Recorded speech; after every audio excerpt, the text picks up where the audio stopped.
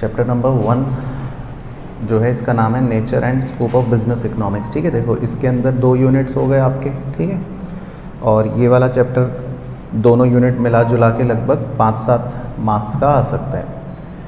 तो पहले यूनिट 1 में देखते हैं क्या क्या चीज़ें हैं। सबसे पहले तो इंट्रोडक्शन, ये इकोनॉमिक्स कौन से ग्रीक वर्ड से डिराइव हुआ है ना, ओइकोनॉमिया इस वर्ड से डिराइव हुआ, जिसका मतलब होता है हाउस होल्ड मैनेजमेंट एक तरह से। बाकी 19th सेंचुरी तक हम इकोनॉमिक्स को किस नाम से जानते थे, पॉलिटिकल इकनॉमी। और 1776 में एडम स्मिथ, जिनको फादर ऑफ इकोनॉमिक्स भी बोलते हैं, उन्होंने एक किताब लिखी थी जो फेमस है, an inquiry into the nature and causes of wealth of nation. तो इसमें बस कीवर्ड याद रखना है, वेल्थ ऑफ नेशंस। ठीक है, बाकी इस मॉडर्न वर्क को जो एडम स्मिथ ने करा है ना, जो एक किताब लिखी वेल्थ ऑफ नेशन, इसमें मुद्दे की बात ये निकल के आई कि 2 फंडामेंटल फैक्ट्स हैं इकनॉमी के अंदर। वो 2 फंडामेंटल फैक्ट्स ये हैं कि हर इकनॉमी में प्रॉब्लम ऑफ चॉइस होती है, या हर किसी को प्रॉब्लम ऑफ चॉइस होती है। क्यों होती है? 2 रीजंस थे, फंडामेंटल फैक्ट थे।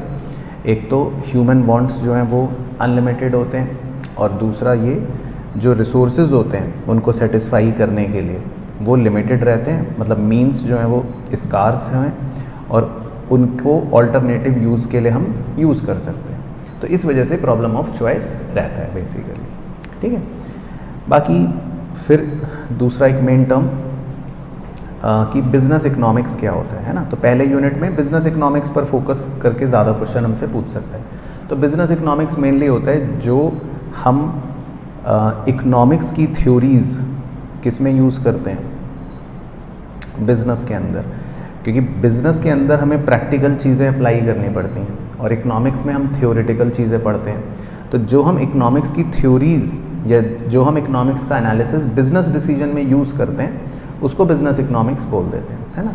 अब ये मेनली 2 पार्ट्स में डिवाइडेड रहता है, जैसे एक को बोलते हैं माइक्रो इकोनॉमिक्स, एक को बोलते हैं मैक्रो इकोनॉमिक्स। तो ये इसके हम कह सकते हैं सब्जेक्ट मैटर भी हैं बिज़नेस इकोनॉमिक्स के अंदर।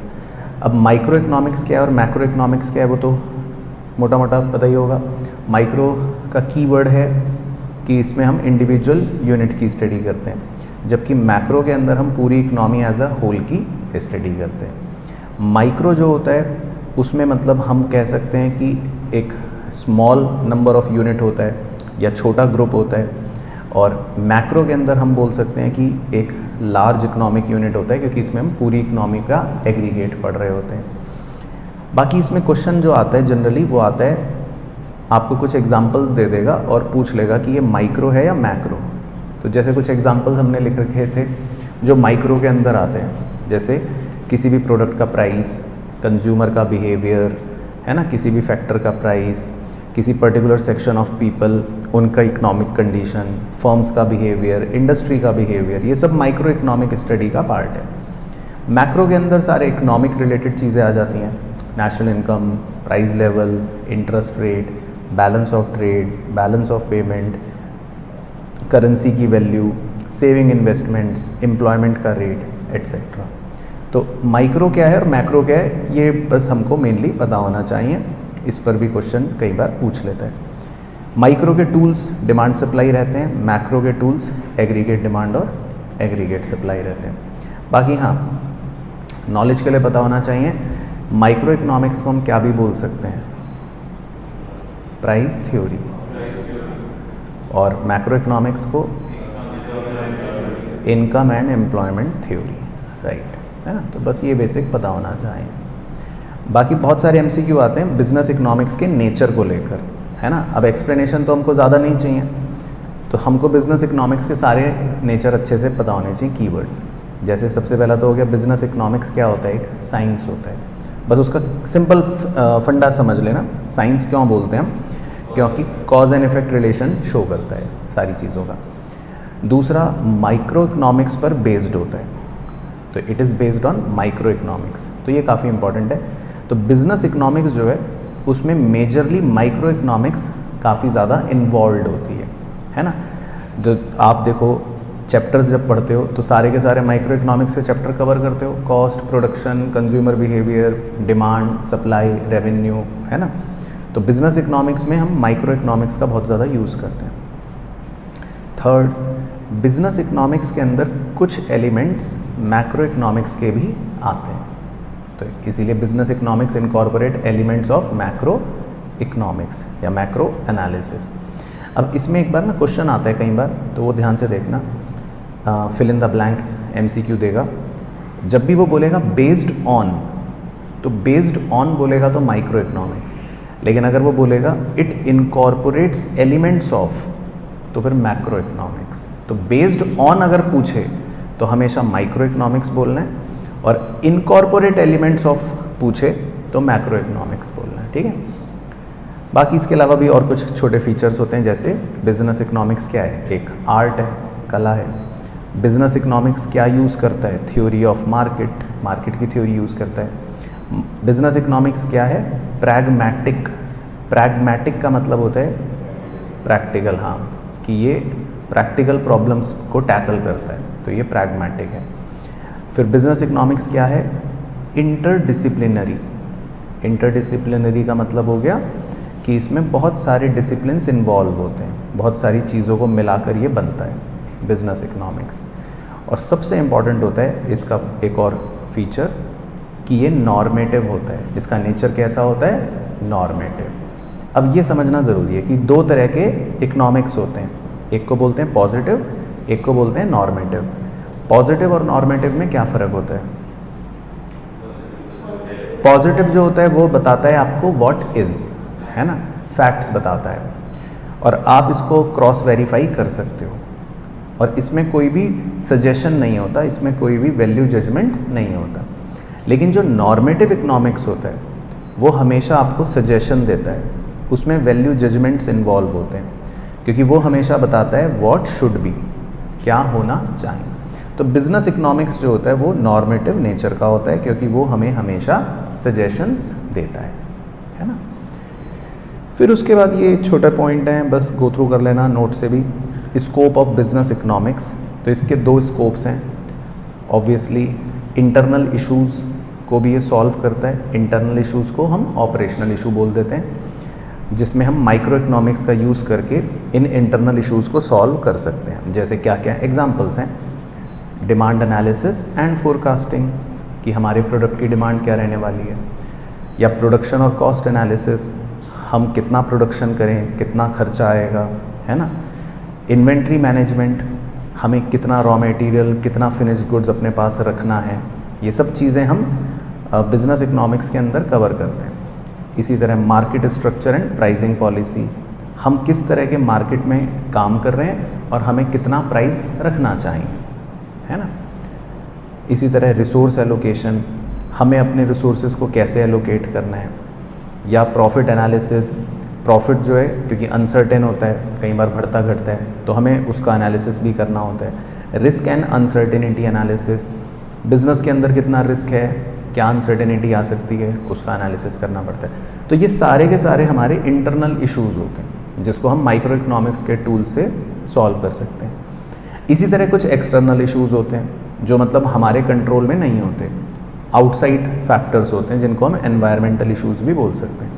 उसको हम मैक्रो इकोनॉमिक्स की मदद से थोड़ा बहुत सॉल्व कर सकते हैं। जैसे कुछ पॉइंट्स हमने लिखे थे, टाइप ऑफ इकोनॉमिक सिस्टम, आप किस तरह के इकोनॉमिक सिस्टम में हो, तो ये एक एक्सटर्नल फैक्टर है।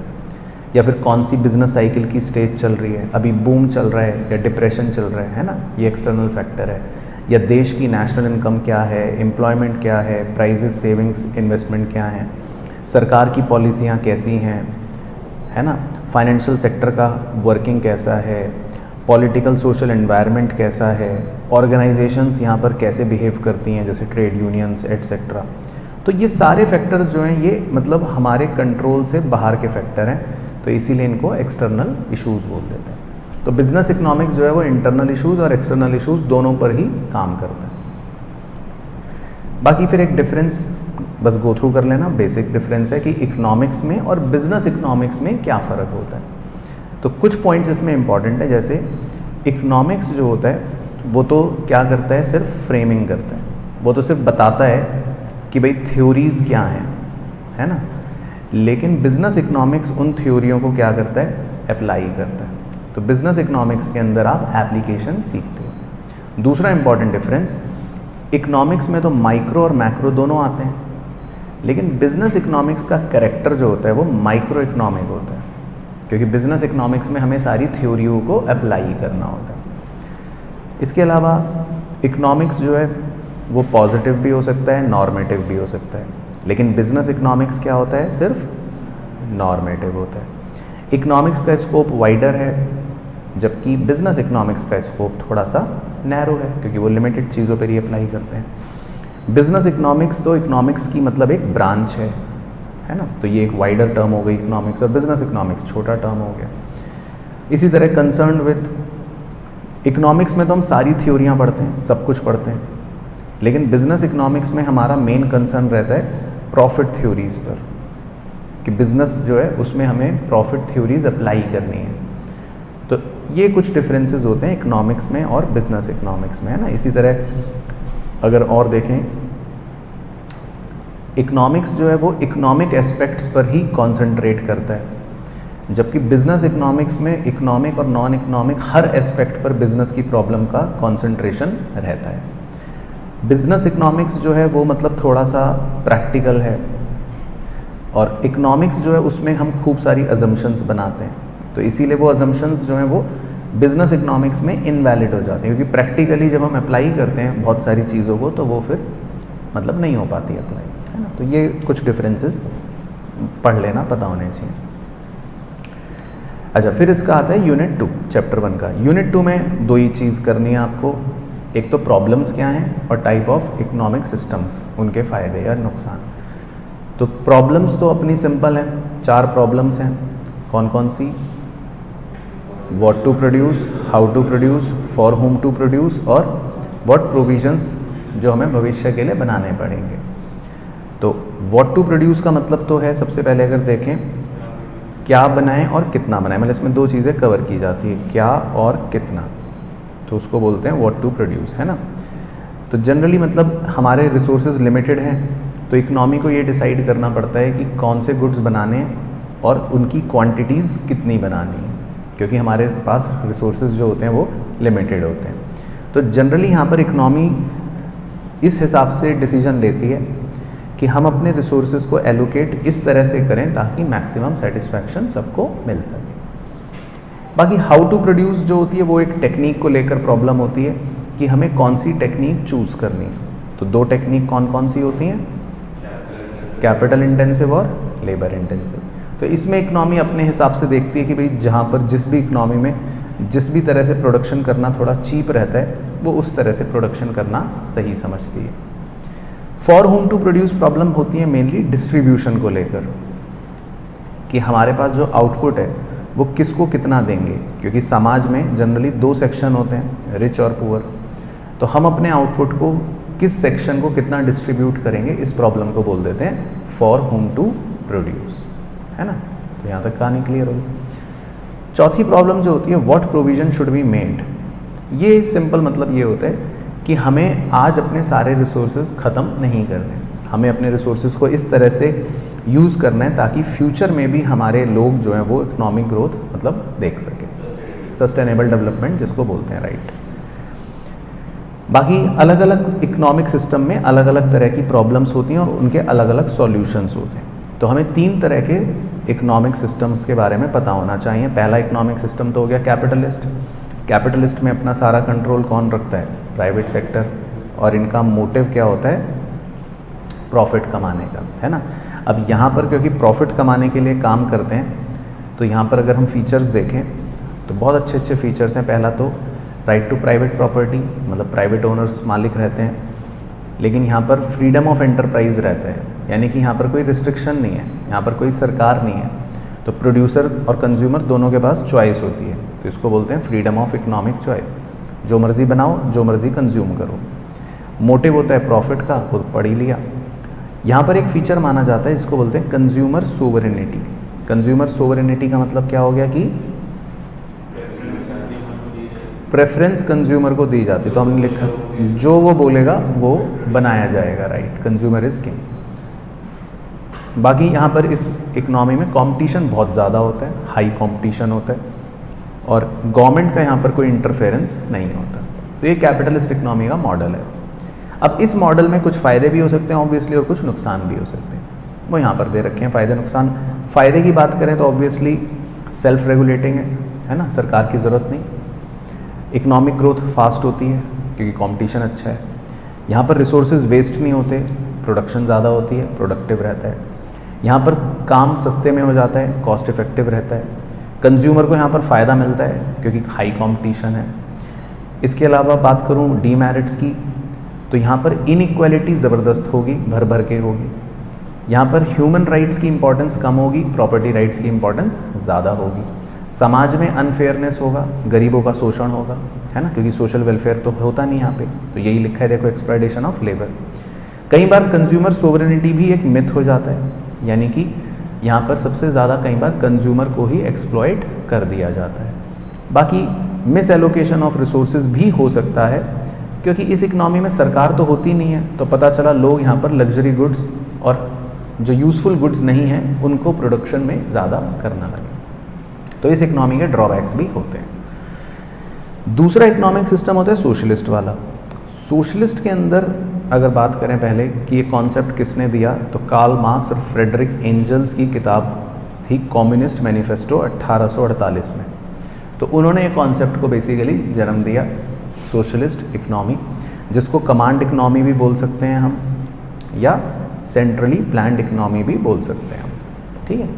अब इसके क्या फीचर्स होते हैं, बिल्कुल उल्टे। इसमें ओनरशिप प्राइवेट नहीं होती, तो इसमें हम कहते हैं कि भाई यहाँ पर सबको थोड़ा थोड़ा तो मिलेगा ही, कलेक्टिव ओनरशिप रहती है, तो कोई भी एक आदमी यहाँ पर कंट्रोल नहीं करेगा। इकोनॉमिक प्लानिंग होती है, सरकार होती है वो 5-5 साल के प्लान्स बनाती है और फिर उस हिसाब से डिसीजन लेती है। कंज्यूमर के पास यहाँ पर चॉइस नहीं है क्योंकि यहाँ पर आपके पास फ्रीडम नहीं है, यहाँ पर वही चीज़ बनेगी जो सरकार चाहेगी। यहाँ पर इनकम का डिस्ट्रीब्यूशन थोड़ा सा इक्वल होता है क्योंकि सरकार का फोकस यहाँ पर होता है पब्लिक वेलफेयर पर। बाकी प्राइस मैकेनिज्म का रोल यहाँ पर बिल्कुल ना के बराबर होता है, यानी कि डिमांड सप्लाई से यहाँ पर कुछ भी नहीं होता, सब कुछ सरकार ही डिसाइड करती है। और ऐसी इकनॉमी में जनरली कंपटीशन इसलिए काफ़ी कम होता है ना। तो ये इस इकनॉमी के कुछ फीचर्स होते हैं। उसी के बेसिस पर कुछ फ़ायदे नुकसान हैं। कैपिटलिस्ट के सारे डिसएडवांटेज उल्टा कर देंगे तो इसके फ़ायदे बन जाएंगे, जैसे यहाँ पर मतलब थोड़ा सा डिस्ट्रीब्यूशन अच्छा रहता है, वेल्थ और इनकम का इक्वल रहता है ना। यहाँ पर प्लानिंग करती है सरकार, तो सरकार की कोशिश होती है कि हम रिसोर्सेज को वेस्ट ना होने दें।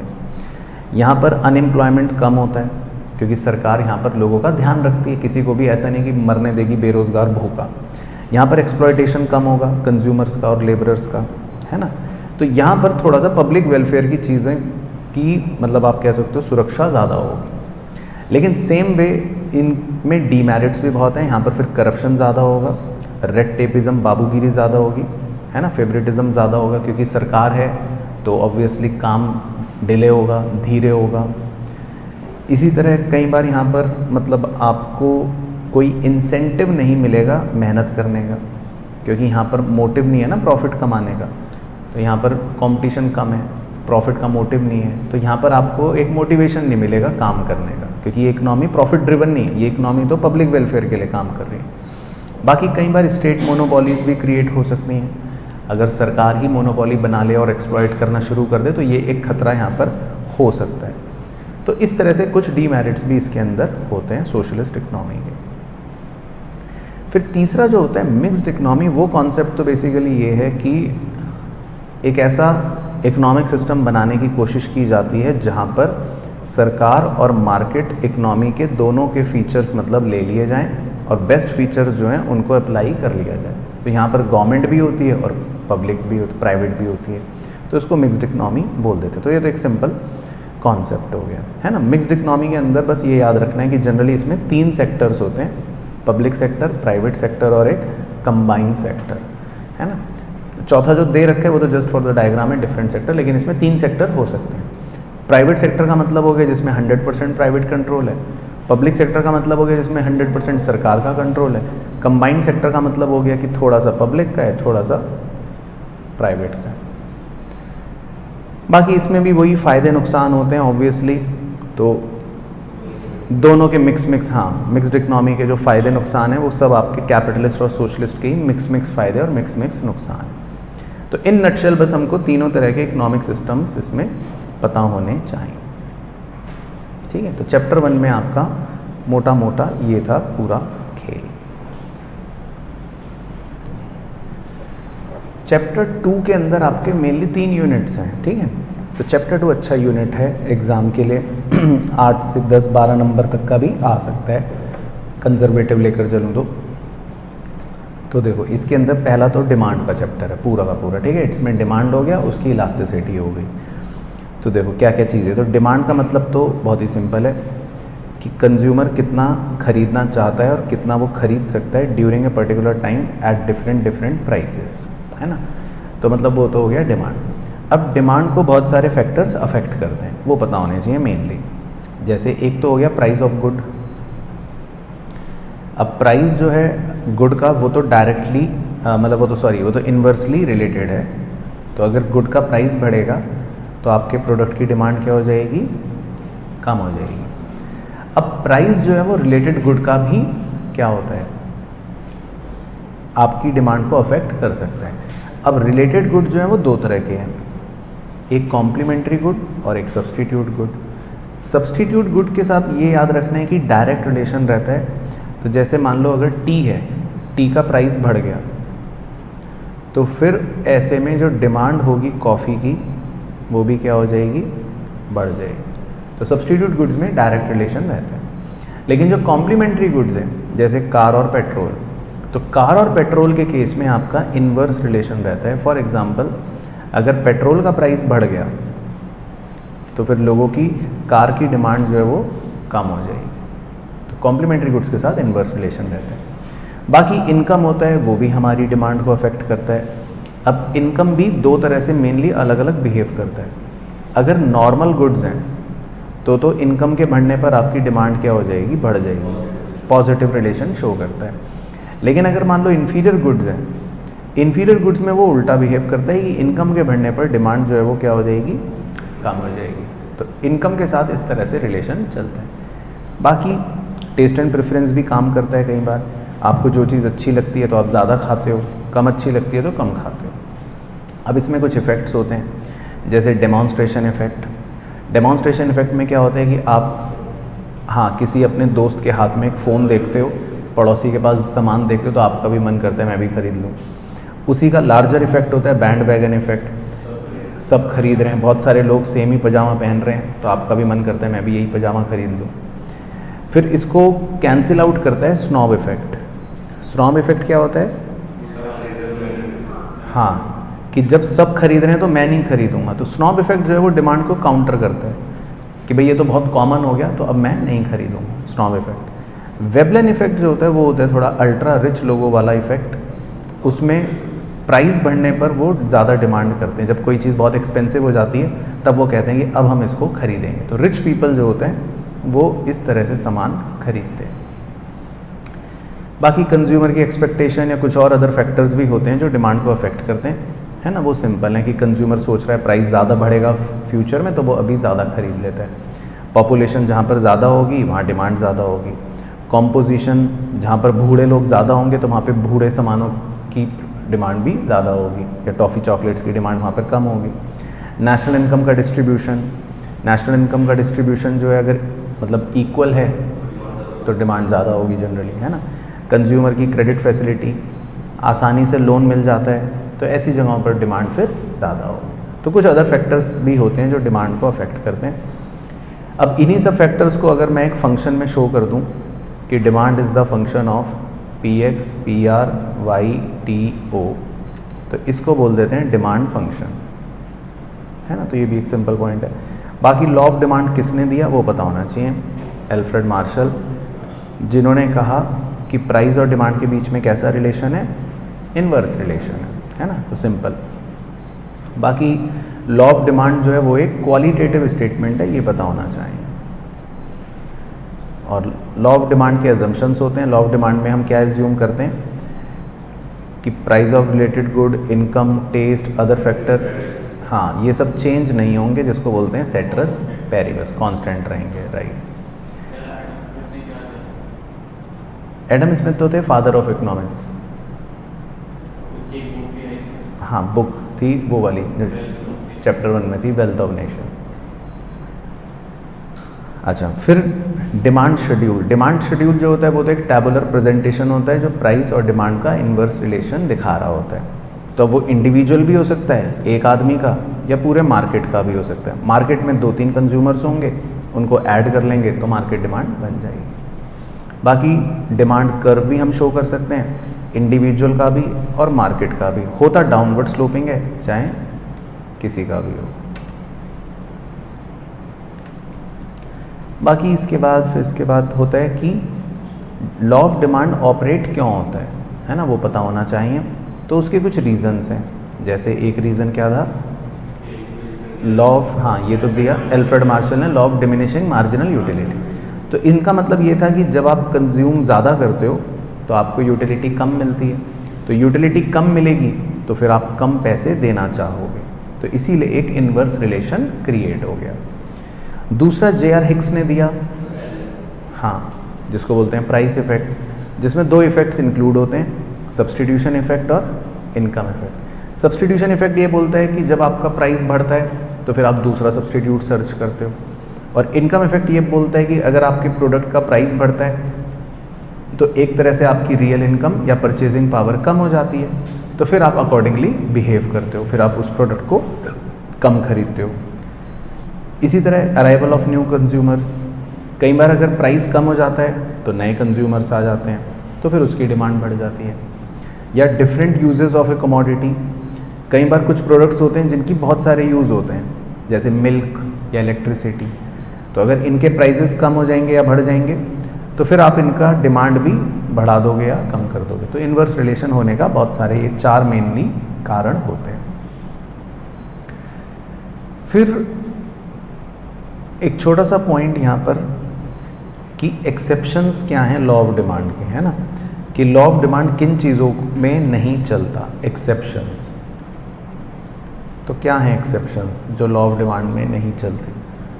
जैसे कॉन्स्पिक्यूअस गुड्स, अब इनका जब प्राइस बढ़ता है तो ही इनकी डिमांड बढ़ती है ना, रिच लोग तो ऐसे खरीदते हैं।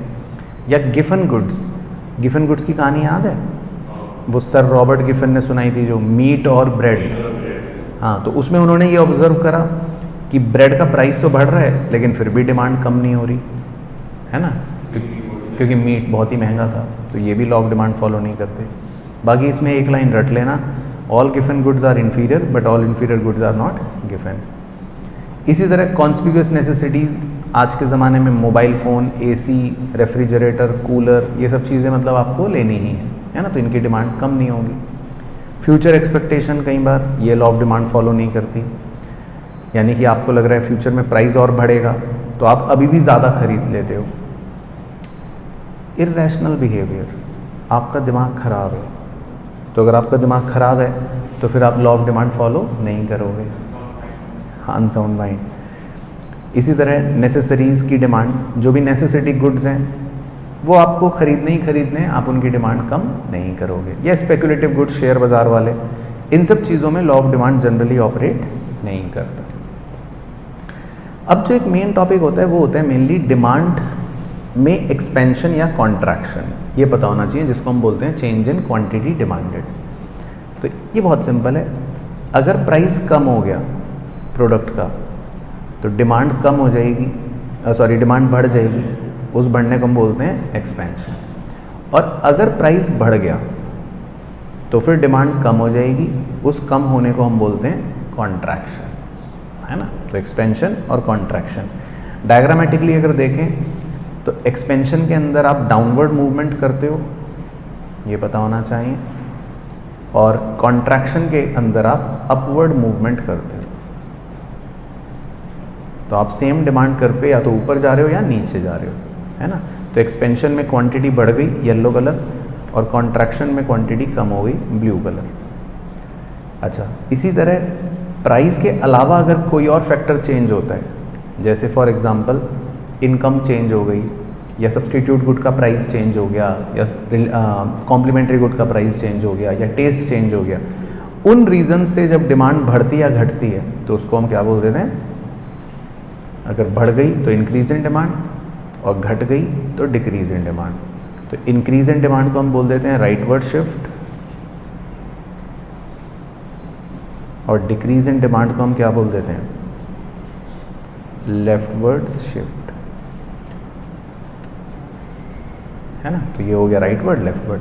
अब इसके रीजंस अच्छे से पता होने चाहिए, वो एग्जाम में पूछ लेते। तो जैसे कोई 2-4 सुना दो, इंक्रीज इन डिमांड होने के क्या रीज़न हो सकते हैं, में कौन सा वाला, सब्सटीट्यूट, हाँ, तो प्राइस ऑफ सब्सटीट्यूट गुड बढ़ गया या प्राइस ऑफ कॉम्प्लीमेंट्री गुड घट गया, इनकम बढ़ गई नॉर्मल गुड में या इनकम कम हो गई इन्फीरियर गुड में, पॉपुलेशन बढ़ गई या फेवरेबल चेंज इन टेस्ट हो गया, है ना। और इसी का उल्टा कर दोगे, हाँ, तो फिर वो लेफ्टवर्ड शिफ्ट हो जाएगा।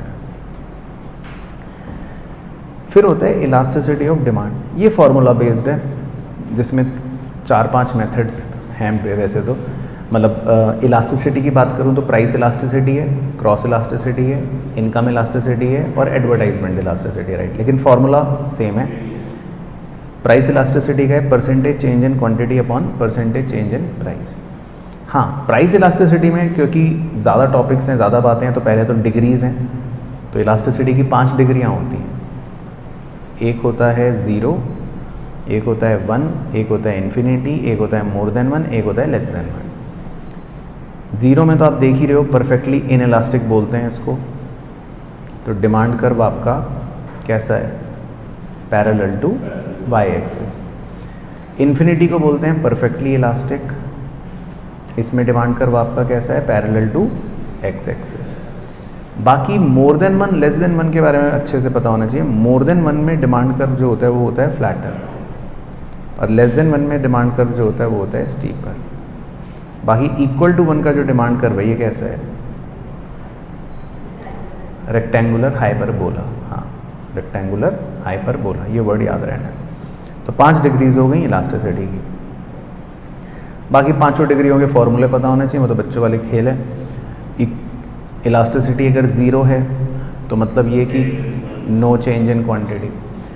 इलास्टिसिटी अगर इन्फिनिटी है तो मतलब ये कि नो चेंज इन प्राइस, है ना, ये इन्फिनिटी है, परफेक्टली इलास्टिक, ठीक है।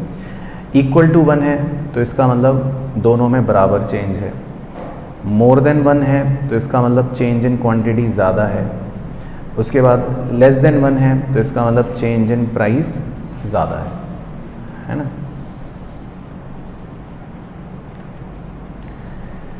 उसके बाद ये सब कर्व हो गए।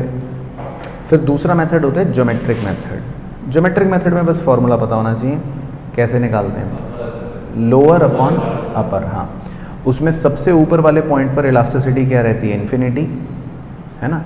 और जैसे जैसे नीचे फिसलते रहोगे कम होती रहेगी।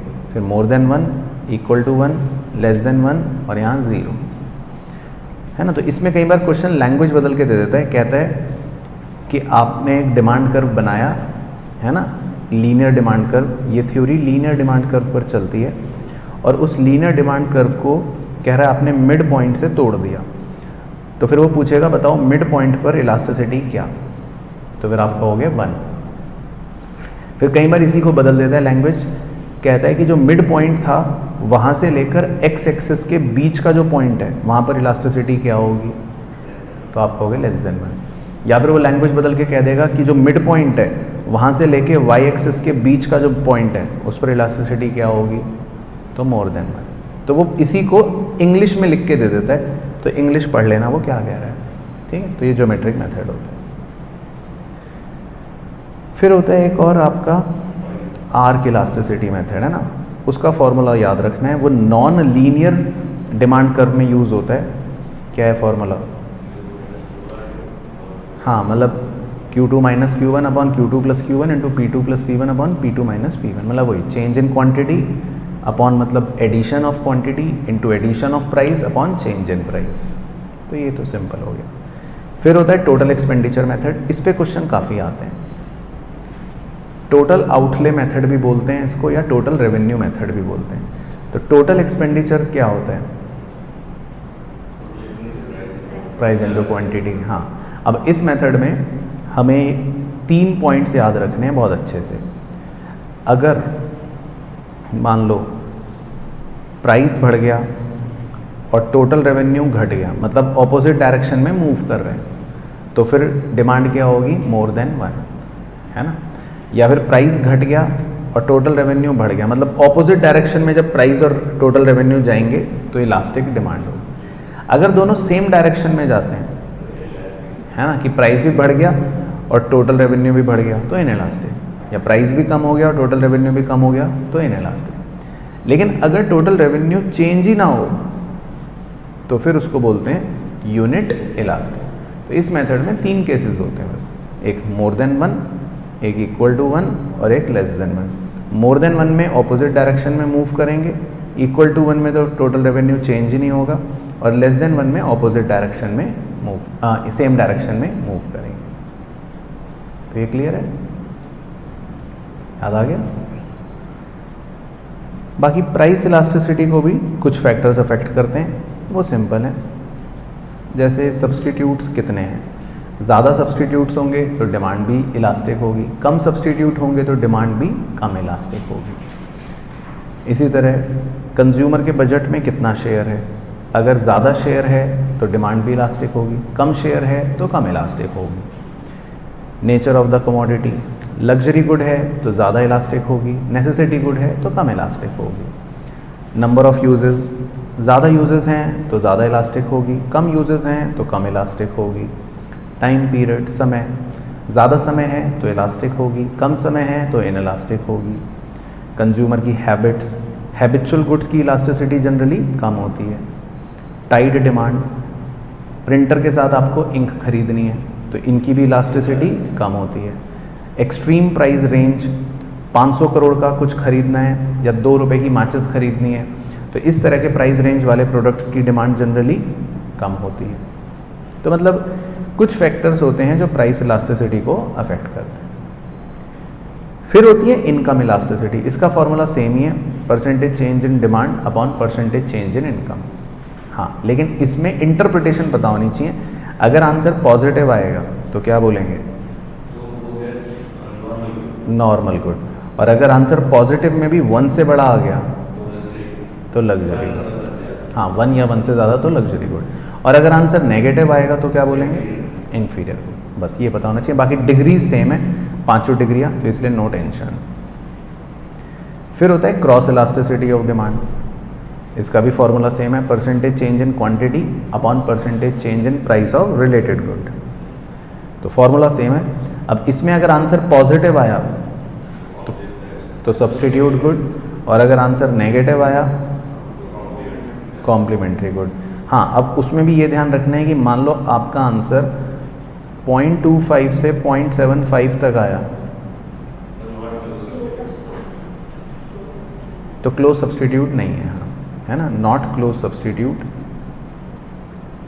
और अगर 0.75 से ज़्यादा आया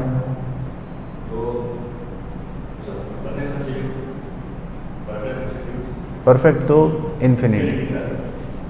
हाँ हाँ, तो वो 1 था शायद क्राइटेरिया। हाँ हाँ, 0 से 1 था। मैं कोरिलेशन की यादों में चला गया।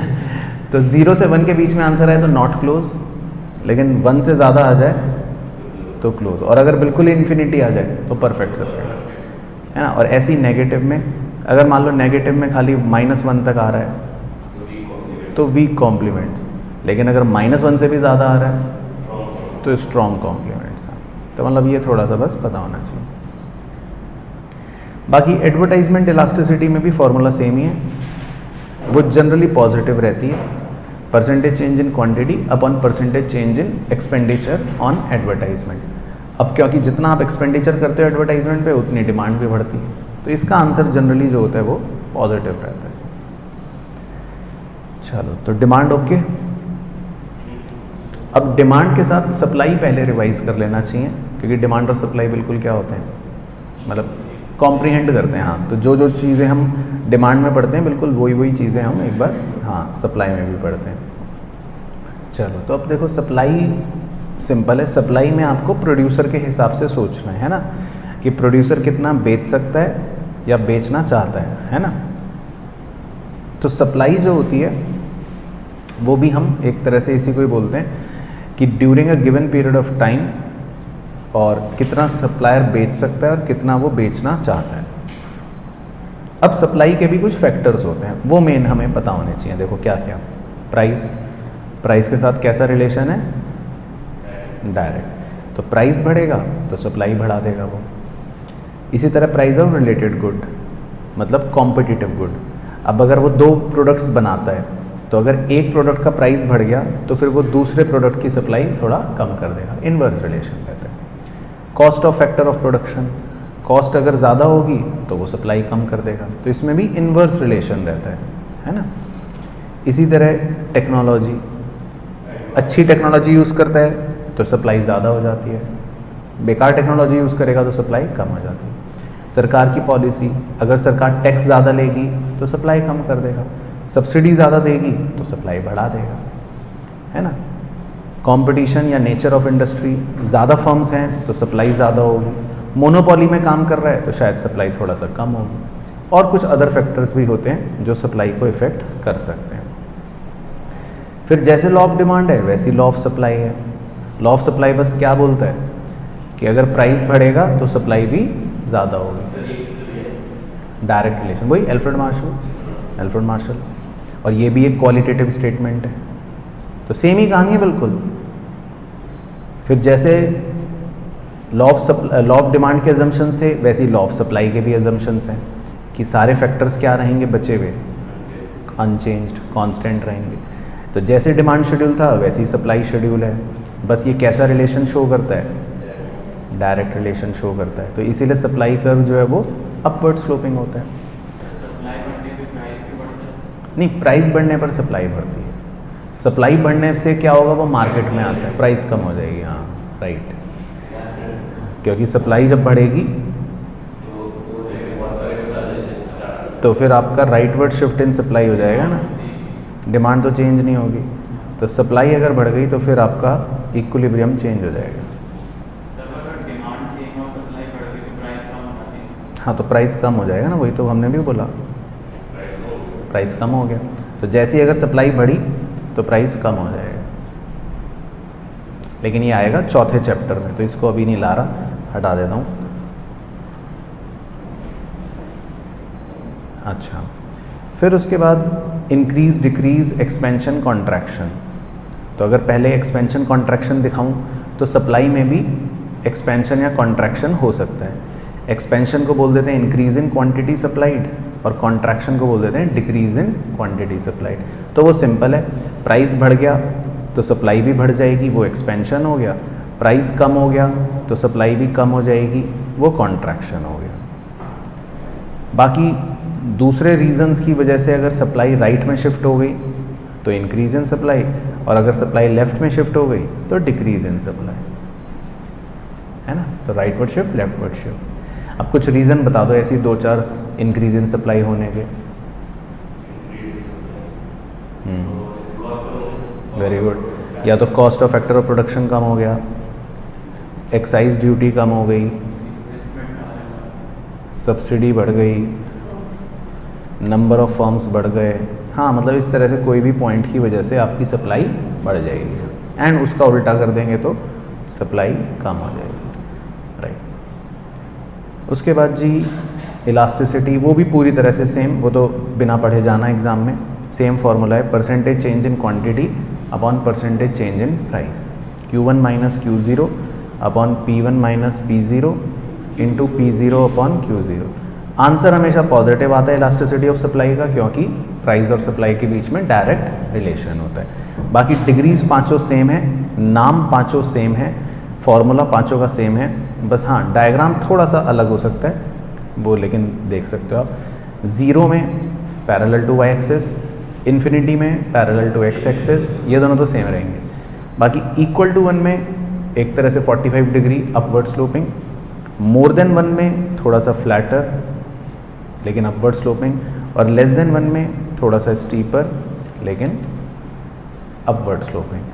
अब इसमें एक इम्पॉर्टेंट पॉइंट आ जाता है कभी कभी ज्योमेट्रिक मेथड से रिलेटेड, कि अगर सप्लाई कर्व वाई एक्सिस को कट करे तो इलास्टिसिटी होगी मोर देन 1, और अगर सप्लाई कर्व एक्स एक्सिस को कट करे तो इलास्टिसिटी होगी लेस देन 1, और अगर सप्लाई कर्व ओरिजिन से पास करे तो इलास्टिसिटी होगी इक्वल टू 1। तो ये कभी कभी पूछ लेता है कि सप्लाई कर्व ओरिजिन से पास कर रहा है तो इलास्टिसिटी क्या, तो कहेंगे 1, या सप्लाई कर्व वाई एक्सिस को कट कर रहा है तो इलास्टिसिटी क्या, मोर देन 1, या सप्लाई कर्व एक्स एक्सिस को कट कर रहा है तो इलास्टिसिटी क्या, लेस देन 1। तो ये हॉट क्वेश्चन हो गया। बाकी डिग्रियां वही हैं, पांचों सेम। फिर इक्विलिब्रियम कैसे निकालते हैं, वो तो बच्चा बच्चा गली मोहल्ले में जानता है, जहाँ पर प्राइस और डिमांड मतलब डिमांड और सप्लाई बराबर हो जाते हैं, है ना। तो ये ऊपर येलो वाले एरिया को आप कह सकते हो एक तरह से कंज्यूमर सरप्लस, और नीले वाले एरिया को एक तरह से कह सकते हो प्रोड्यूसर सरप्लस। तो एक सोशल एफिशिएंसी का कॉन्सेप्ट होता है कि भाई इस पॉइंट को हम सोशल एफिशिएंसी का पॉइंट भी कहते हैं, क्योंकि यहाँ पर प्रोड्यूसर और कंज्यूमर दोनों मतलब बिल्कुल खुश हैं, प्रोड्यूसर भी खुश है और कंज्यूमर भी खुश है। तो ये हो गया सप्लाई। फिर इसका अगला और आखिरी यूनिट होता है कंज्यूमर बिहेवियर का, वो लास्ट में रिवाइज कर लेते हैं क्योंकि उसमें हम कुछ अलग बातें पढ़ते हैं डिमांड सप्लाई से हट के। कंज्यूमर बिहेवियर में बस हमको ये पढ़ना है कि इंसान क्या है, वो क्या चाहता है है ना, उसकी इच्छाएं क्या हैं और उसको मैक्सिमम सेटिस्फेक्शन कब मिलेगा। एक साइकोलॉजिकल सा वो है चैप्टर जिसमें दो लोगों ने अपनी अपनी कहानियाँ सुनाई हैं, एल्फ्रेड मार्शल की यूटिलिटी अप्रोच और जे.आर. हिक्स की ऑर्डिनल अप्रोच। हाँ, तो सबसे पहले तो इंसान की इच्छाओं के बारे में बताया कि भाई इच्छाएं क्या हैं। तो इच्छाएं तो बहुत सारी हैं, अलग अलग हैं, आपस में कॉम्पीट करती हैं, सब्जेक्टिव हैं, ट्रांजिटिव हैं, अफेक्ट होती हैं टेस्ट से, फैशन से, बार बार आती रहती हैं। तो ये तो सब छोटे छोटे पॉइंट्स हैं वांट्स को लेकर। बाकी वांट्स को तीन तरह से क्लासिफाई करा मार्शल बाबू ने। एक को बोला नेसेसरीज़, जो जीवन निर्वाह करने के लिए ज़रूरी हैं, जैसे रोटी, कपड़ा, मकान। एक है लग्जरीज़, जो जीवन निर्वाह करने के लिए ज़रूरी नहीं है, जैसे आपने कहा कि प्राइवेट जेट खरीदना है मुझे। और तीसरे हो गए कंफर्ट्स, जो नेसेसरीज से थोड़ा ऊपर हैं और लग्जरी से थोड़ा नीचे, जैसे आपने कहा मुझे एक अच्छा घर खरीदना है, तो वो कंफर्ट्स हो गए। तो खैर यूटिलिटी क्या होता है, किसी भी कमोडिटी की वांट सेटिस्फाई करने की ताकत को हम यूटिलिटी कहते हैं, है ना। तो यूटिलिटी जो है उसकी दो थ्योरियाँ होती हैं, एक जिसमें हम यूटिलिटी को मेजर कर लेते हैं, जिसको किसने दिया, एल्फ्रेड मार्शल ने, और एक जिसमें यूटिलिटी एक साइकोलॉजिकल कॉन्सेप्ट है, आप मेजर नहीं कर सकते, आप सिर्फ रैंक दे सकते हो, तो वो जे.आर. हिक्स ने दिया। तो बेसिकली पहले यूटिलिटी के अगर कॉन्सेप्ट्स देखें तो दो कॉन्सेप्ट्स हैं इसमें छोटे छोटे से, एक है टी.यू., एक है एम.यू. तो टी.यू. किसको बोल सकते हो, जब आप सारे मार्जिनल यूटिलिटीज़ को जोड़ते हो तो उसको क्या बोल देते हैं, टी.यू. और एम.यू. हो गया कि change in TU. Upon change in units. तो टोटल यूटिलिटी और मार्जिनल यूटिलिटी। लेकिन हाँ, इनका रिलेशन बहुत इंपॉर्टेंट है, वो अच्छे से घोटे मार मार के पता होने चाहिए कि जब एम.यू. मतलब पॉजिटिव होता है और फॉल कर रहा होता है या ज़ीरो से बड़ा होता है तो उस समय टी.यू. इंक्रीज़ करता है एट डिमिनिशिंग रेट। लेकिन जब एम.यू. ज़ीरो हो जाता है तो वहाँ पर टी.यू. मैक्सिमम हो जाता है, और जब एम.यू. नेगेटिव हो जाता है तो टी.यू. फिर फॉल करता है। तो इनका 3 पॉइंट का रिलेशन पता होना चाहिए। बाकी एक चीज़ अच्छे से याद रखनी है कि एम.यू. जो है वो क्या होता है, टी.यू. का स्लोप। तो ये क्वेश्चन कभी कभी पूछ लेते हैं। और जहाँ पर एम.यू. ज़ीरो होता है तो उस पॉइंट को हम क्या बोलते हैं, सैचुरेशन पॉइंट, मतलब आपका पेट भर गया।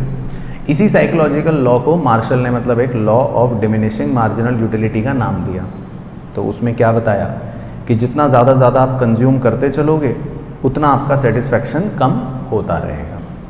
इसके कुछ अजम्पशंस उन्होंने माने थे कि गुड्स आइडेंटिकल होने चाहिए, सेम होने चाहिए, है ना, स्टैंडर्ड यूनिट होना चाहिए सबको नापने का, टाइम गैप नहीं होना चाहिए, मतलब एक के बाद एक लगातार आपको बर्गर खाने हैं, है ना।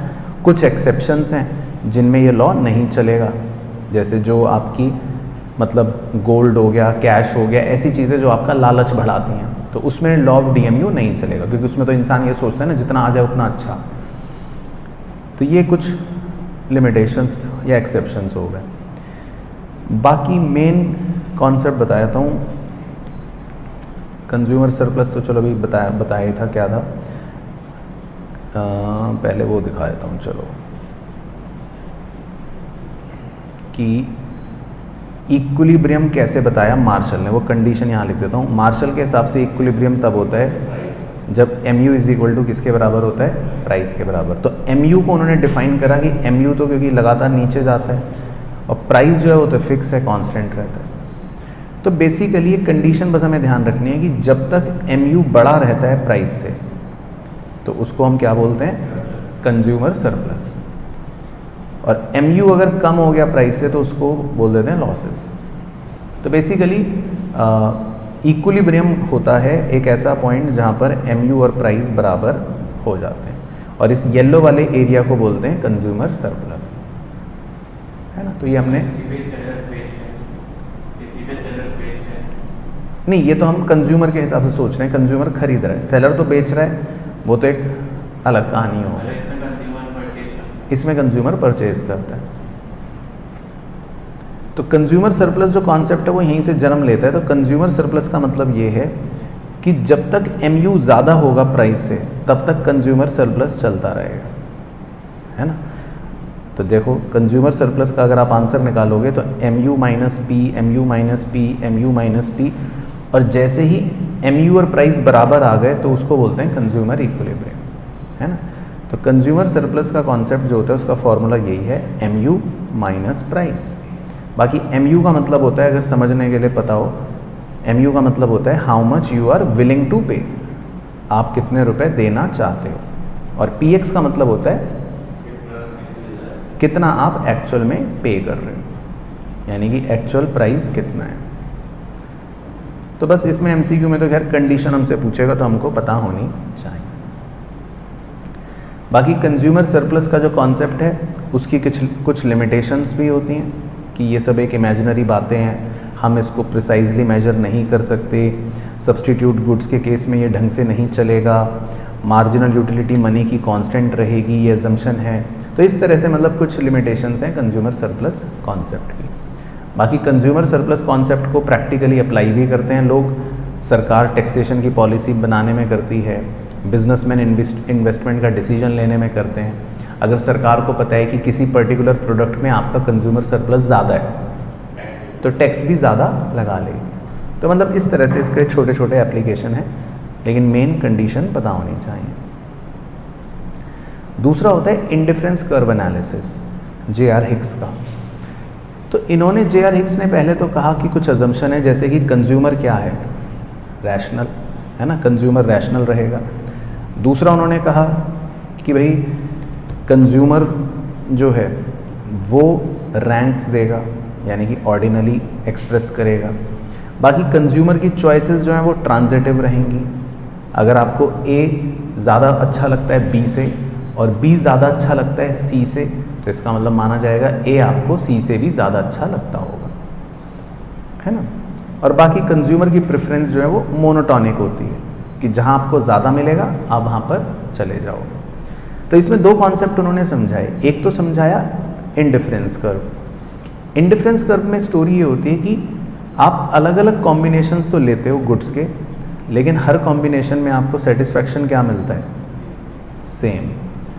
और एक गुड को ऑब्टेन करने के लिए जो आप दूसरा गुड सैक्रिफाइस करते हो उसको बोलते हैं MRS, marginal rate of substitution, और वो लगातार कम होता रहता है। तो इसीलिए इंडिफरेंस कर्व जो है उसकी शेप कैसी बनती है, कॉन्वेक्स। तो इंडिफरेंस कर्व की शेप कॉन्वेक्स इसीलिए बनती है क्योंकि MRS जो है वो डिमिनिशिंग होता है। तो ये इसमें उन्होंने बताया, और MRS को ही स्लोप ऑफ इंडिफरेंस कर्व भी बोलते हैं। तो यानी कि अगर मैं इंडिफरेंस कर्व का स्लोप आपसे पूछूंगी क्या है, तो आप क्या कहोगे, इंडिफरेंस कर्व का स्लोप MRS। और इसको निकालते कैसे हैं, जितने गुड्स सैक्रिफाइस करें अपॉन जितने गुड्स गेन करें। तो delta goods sacrificed upon delta goods gained, है ना। फिर दूसरा उन्होंने बताया कि भैया इंडिफरेंस कर्व की कुछ प्रॉपर्टियां भी होती हैं, जैसे ये कभी इंटरसेक्ट नहीं करेंगे। जितना ज़्यादा इंडिफरेंस कर्व होगा उतना ज़्यादा सेटिस्फैक्शन मिलेगा। तीसरा, इंडिफरेंस कर्व जो है वो मतलब डाउनवर्ड स्लोपिंग होता है ना। तो ये कुछ प्रॉपर्टियाँ उन्होंने बताई। बाकी मेन कॉन्सेप्ट इन्होंने दूसरा दिया बजट लाइन। बजट लाइन क्या होती है? अब देखो, हर कंज्यूमर के पास इनकम तो फिक्स है, तो ऐसा तो है नहीं कि वो अनलिमिटेड खरीद पाएगा, तो उसको सिर्फ अपने बजट में ही खरीदना पड़ता है। तो कंज्यूमर के बजट को जो डिनोट करती है वो लाइन क्या हो गई? Budget line. तो अगर कोई पॉइंट इस बजट लाइन के बाहर है तो क्या ये आप खरीद सकते हो? नहीं। और अगर अंदर है तो इसका मतलब अंडर यूटिलाइजेशन। हाँ, आप थोड़ा सा अंडर यूटिलाइजेशन कर रहे हो अपने बजट का, कम खरीद रहे हो, ज़्यादा खरीद सकते हो। बाकी बजट लाइन शिफ्ट भी हो सकती है, वो हमको पता है। मान लो प्राइस बढ़ गया, घट गया, इनकम बढ़ गई, घट गई, तो बजट लाइन आगे पीछे शिफ्ट हो जाएगी, एक साइड से भी हो सकती है। अब मेन चीज़ जो है वो ये कि बजट लाइन का स्लोप क्या होता है। हाँ, तो उसका फॉर्मूला है px/py। तो अल्टीमेटली जो consumer equilibrium J are Hicks ने बताया, वो कंडीशन हमें याद रखनी है। उन्होंने बताया एक ऐसा पॉइंट जहाँ पर इंडिफरेंस कर्व का स्लोप और बजट लाइन का जो स्लोप है दोनों क्या हो जाते हैं? बराबर हो जाते हैं। और ये एक ही पॉइंट हो सकता है, एक ऐसा पॉइंट होगा जहाँ पर इंडिफरेंस कर्व को बजट लाइन क्या करती है? टेंजेंट करती है। तो अगर आप ध्यान से देखोगे Q पॉइंट को इस डायग्राम पर, तो Q पॉइंट जो है वो इक्विलिब्रियम पॉइंट है, जहाँ पे इंडिफरेंस कर्व 3 जो है ये वाला, इसको बजट लाइन ने क्या करा है? टेंजेंट करा है, टच करके निकल गई। तो खैर ये कंडीशन बस हमें पता होनी चाहिए। तो ये होता है कंज्यूमर बिहेवियर। अब चलते हैं नंबर 3 चैप्टर पर। नंबर 3 चैप्टर भी एग्ज़ाम के लिए मोस्ट इम्पॉर्टेंट है।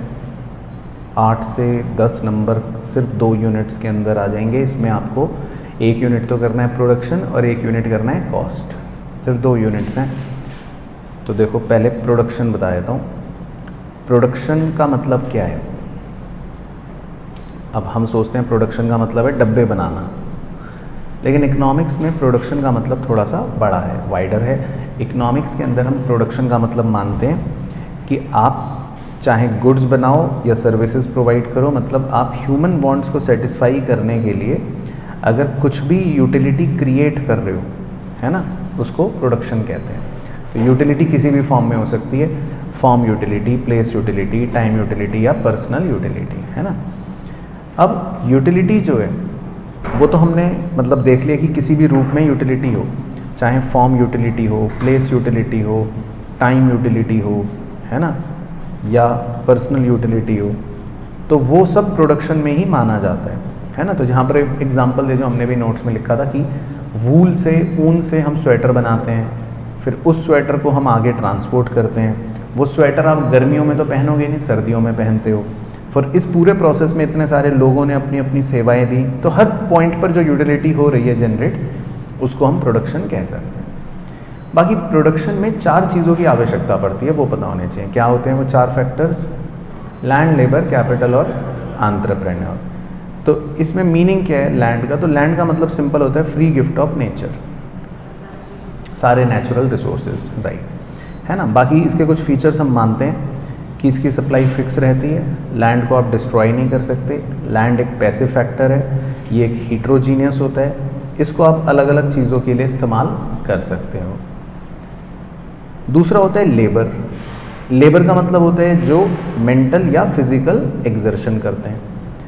अब जो अपने मतलब जैसे हाउसवाइफ्स हैं, उनको हम लेबर नहीं कहेंगे, क्योंकि वो पैसा कमाने के लिए काम नहीं कर रहे, वो तो अपने out of leisure, love and affection काम कर रहे हैं, तो उनको लेबर नहीं बोला जाएगा।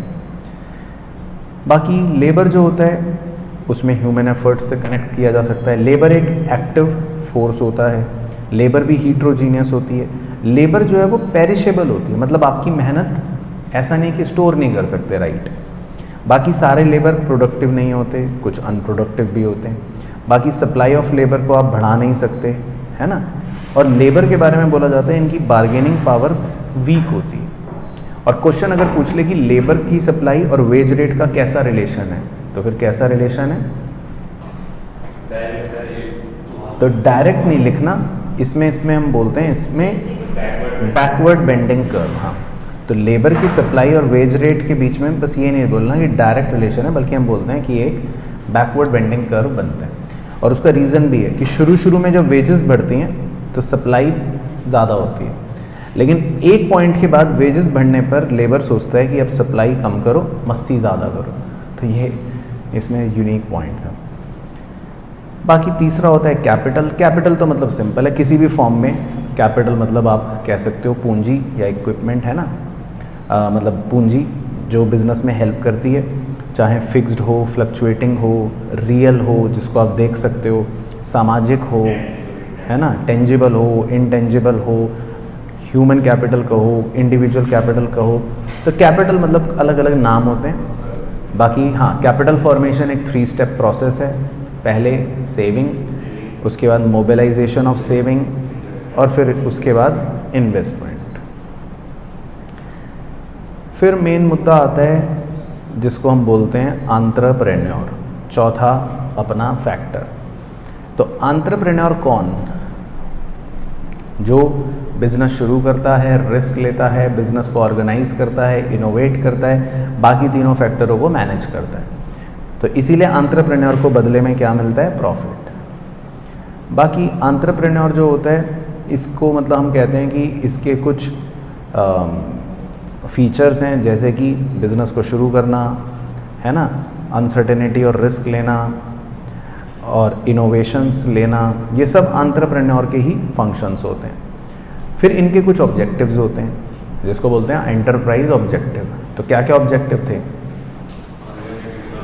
हाँ, तो छोटे छोटे ऑब्जेक्टिव हैं। ऑर्गेनिक ऑब्जेक्टिव, ऑर्गेनिक का मतलब था कि भाई हमें सर्वाइव करना है और बाद में फिर ग्रोथ और एक्सपेंशन के बारे में सोचना है ना, ऑर्गेनिक ऑब्जेक्टिव। इकोनॉमिक ऑब्जेक्टिव में लंबी कहानियाँ थी, क्योंकि अलग अलग लोगों ने कुछ कहा था। तो वैसे तो इकोनॉमिक ऑब्जेक्टिव होता है कि भाई प्रॉफिट कमाना है, राइट। अब प्रॉफिट कौन सा? 2 तरह के प्रॉफिट होते हैं, इकोनॉमिक प्रॉफिट और अकाउंटिंग प्रॉफिट। अकाउंटिंग प्रॉफिट तो सिंपल है, जो आप अकाउंट्स में पढ़ते हो, जिसमें सिर्फ एक्सप्लिसिट कॉस्ट लेते हैं। लेकिन इकोनॉमिक प्रॉफिट निकालते समय हम इम्प्लिसिट कॉस्ट भी कंसिडर करते हैं, जो वैसे कॉस्ट में भी पढ़ेंगे। हाँ, अकाउंटिंग प्रॉफिट तो नेट प्रॉफिट बोल सकते हो। बाकी अलग अलग लोगों ने प्रॉफिट मैक्सिमाइजेशन को क्रिटिसाइज़ करा। कुछ ने कहा कि प्रॉफिट मैक्सिमाइजेशन हमारा ऑब्जेक्टिव नहीं होता, हमारा ऑब्जेक्टिव सेल्स मैक्सिमाइज करने का होता है। हालांकि तीसरा ऑब्जेक्टिव होता है ह्यूमन ऑब्जेक्टिव। ह्यूमन ऑब्जेक्टिव जिसमें हम अपने एम्प्लॉयज़ को मतलब ट्रेन करना है, उनको अच्छा वातावरण देना है। सोशल ऑब्जेक्टिव समाज से रिलेटेड, आपको कोई मिलावट नहीं करनी, एंटी सोशल प्रैक्टिस नहीं फॉलो करना। नेशनल ऑब्जेक्टिव राष्ट्र को लेकर कि भाई इनइक्वालिटी को कम करना है, देश को आगे बढ़ाना है, इकोनॉमिक ग्रोथ में हेल्प करनी है, सेल्फ रिलायंट बनाना है।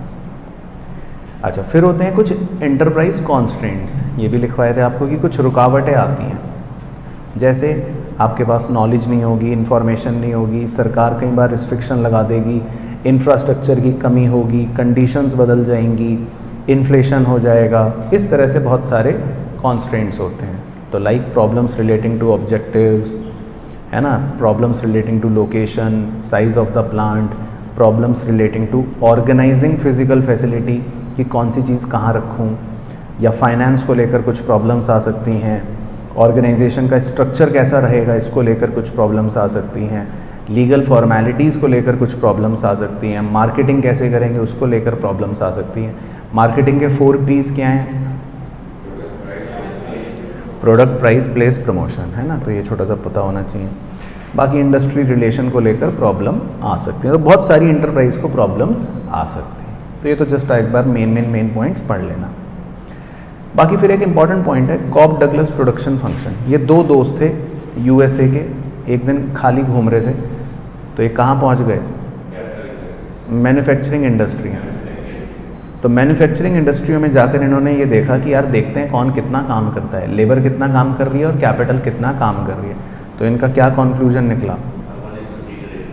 हाँ, तो इनके हिसाब से 75% कंट्रीब्यूशन लेबर का होता है और 25% कंट्रीब्यूशन कैपिटल का होता है। तो इन्होंने अपना एक कॉप डगलस प्रोडक्शन फंक्शन दे दिया, जो मैथमेटिकल फार्मूला याद रखना है आपको, Q इज इक्वल टू के इंटू एल की पावर ए इंटू सी की पावर 1 माइनस ए। के इसमें कांस्टेंट है, ए इसमें कुछ और कांस्टेंट है, एल का मतलब है लेबर और सी का मतलब है कैपिटल। के और ए कोई पॉजिटिव कांस्टेंट वैल्यू कुछ भी हो सकती है, 2, 5, 8, 9, 3, 1, 25, 94 एट्सेट्रा। उसके बाद जी दो तरह के प्रोडक्शन फंक्शन होते हैं, वो याद रखने हैं। एक है शॉर्ट रन, एक है लॉन्ग रन। शॉर्ट रन में क्या होता है, एक फैक्टर फिक्स रहेगा, राइट। और लॉन्ग रन में तो सारे ही फैक्टर क्या रहते हैं, वेरिएबल, चेंज हो जाते हैं, है ना। तो ये याद रखना है। तो शॉर्ट रन का लॉ होता है, उसको क्या बोलते हैं, law of returns to factor, right. और लॉन्ग रन का एक लॉ होता है, law of returns to scale. हाँ, ये याद रखना है। तो शॉर्ट रन का जो लॉ होता है उसको बोलते हैं रिटर्न्स टू फैक्टर, और लॉन्ग रन का जो लॉ होता है उसको बोलते हैं रिटर्न्स टू स्केल। तो law of returns to factor पहले देख लो, जिसको लॉ ऑफ वेरिएबल प्रोपोर्शन भी बोलते हैं। तो इसमें 3 स्टेजेस होती हैं, क्या क्या,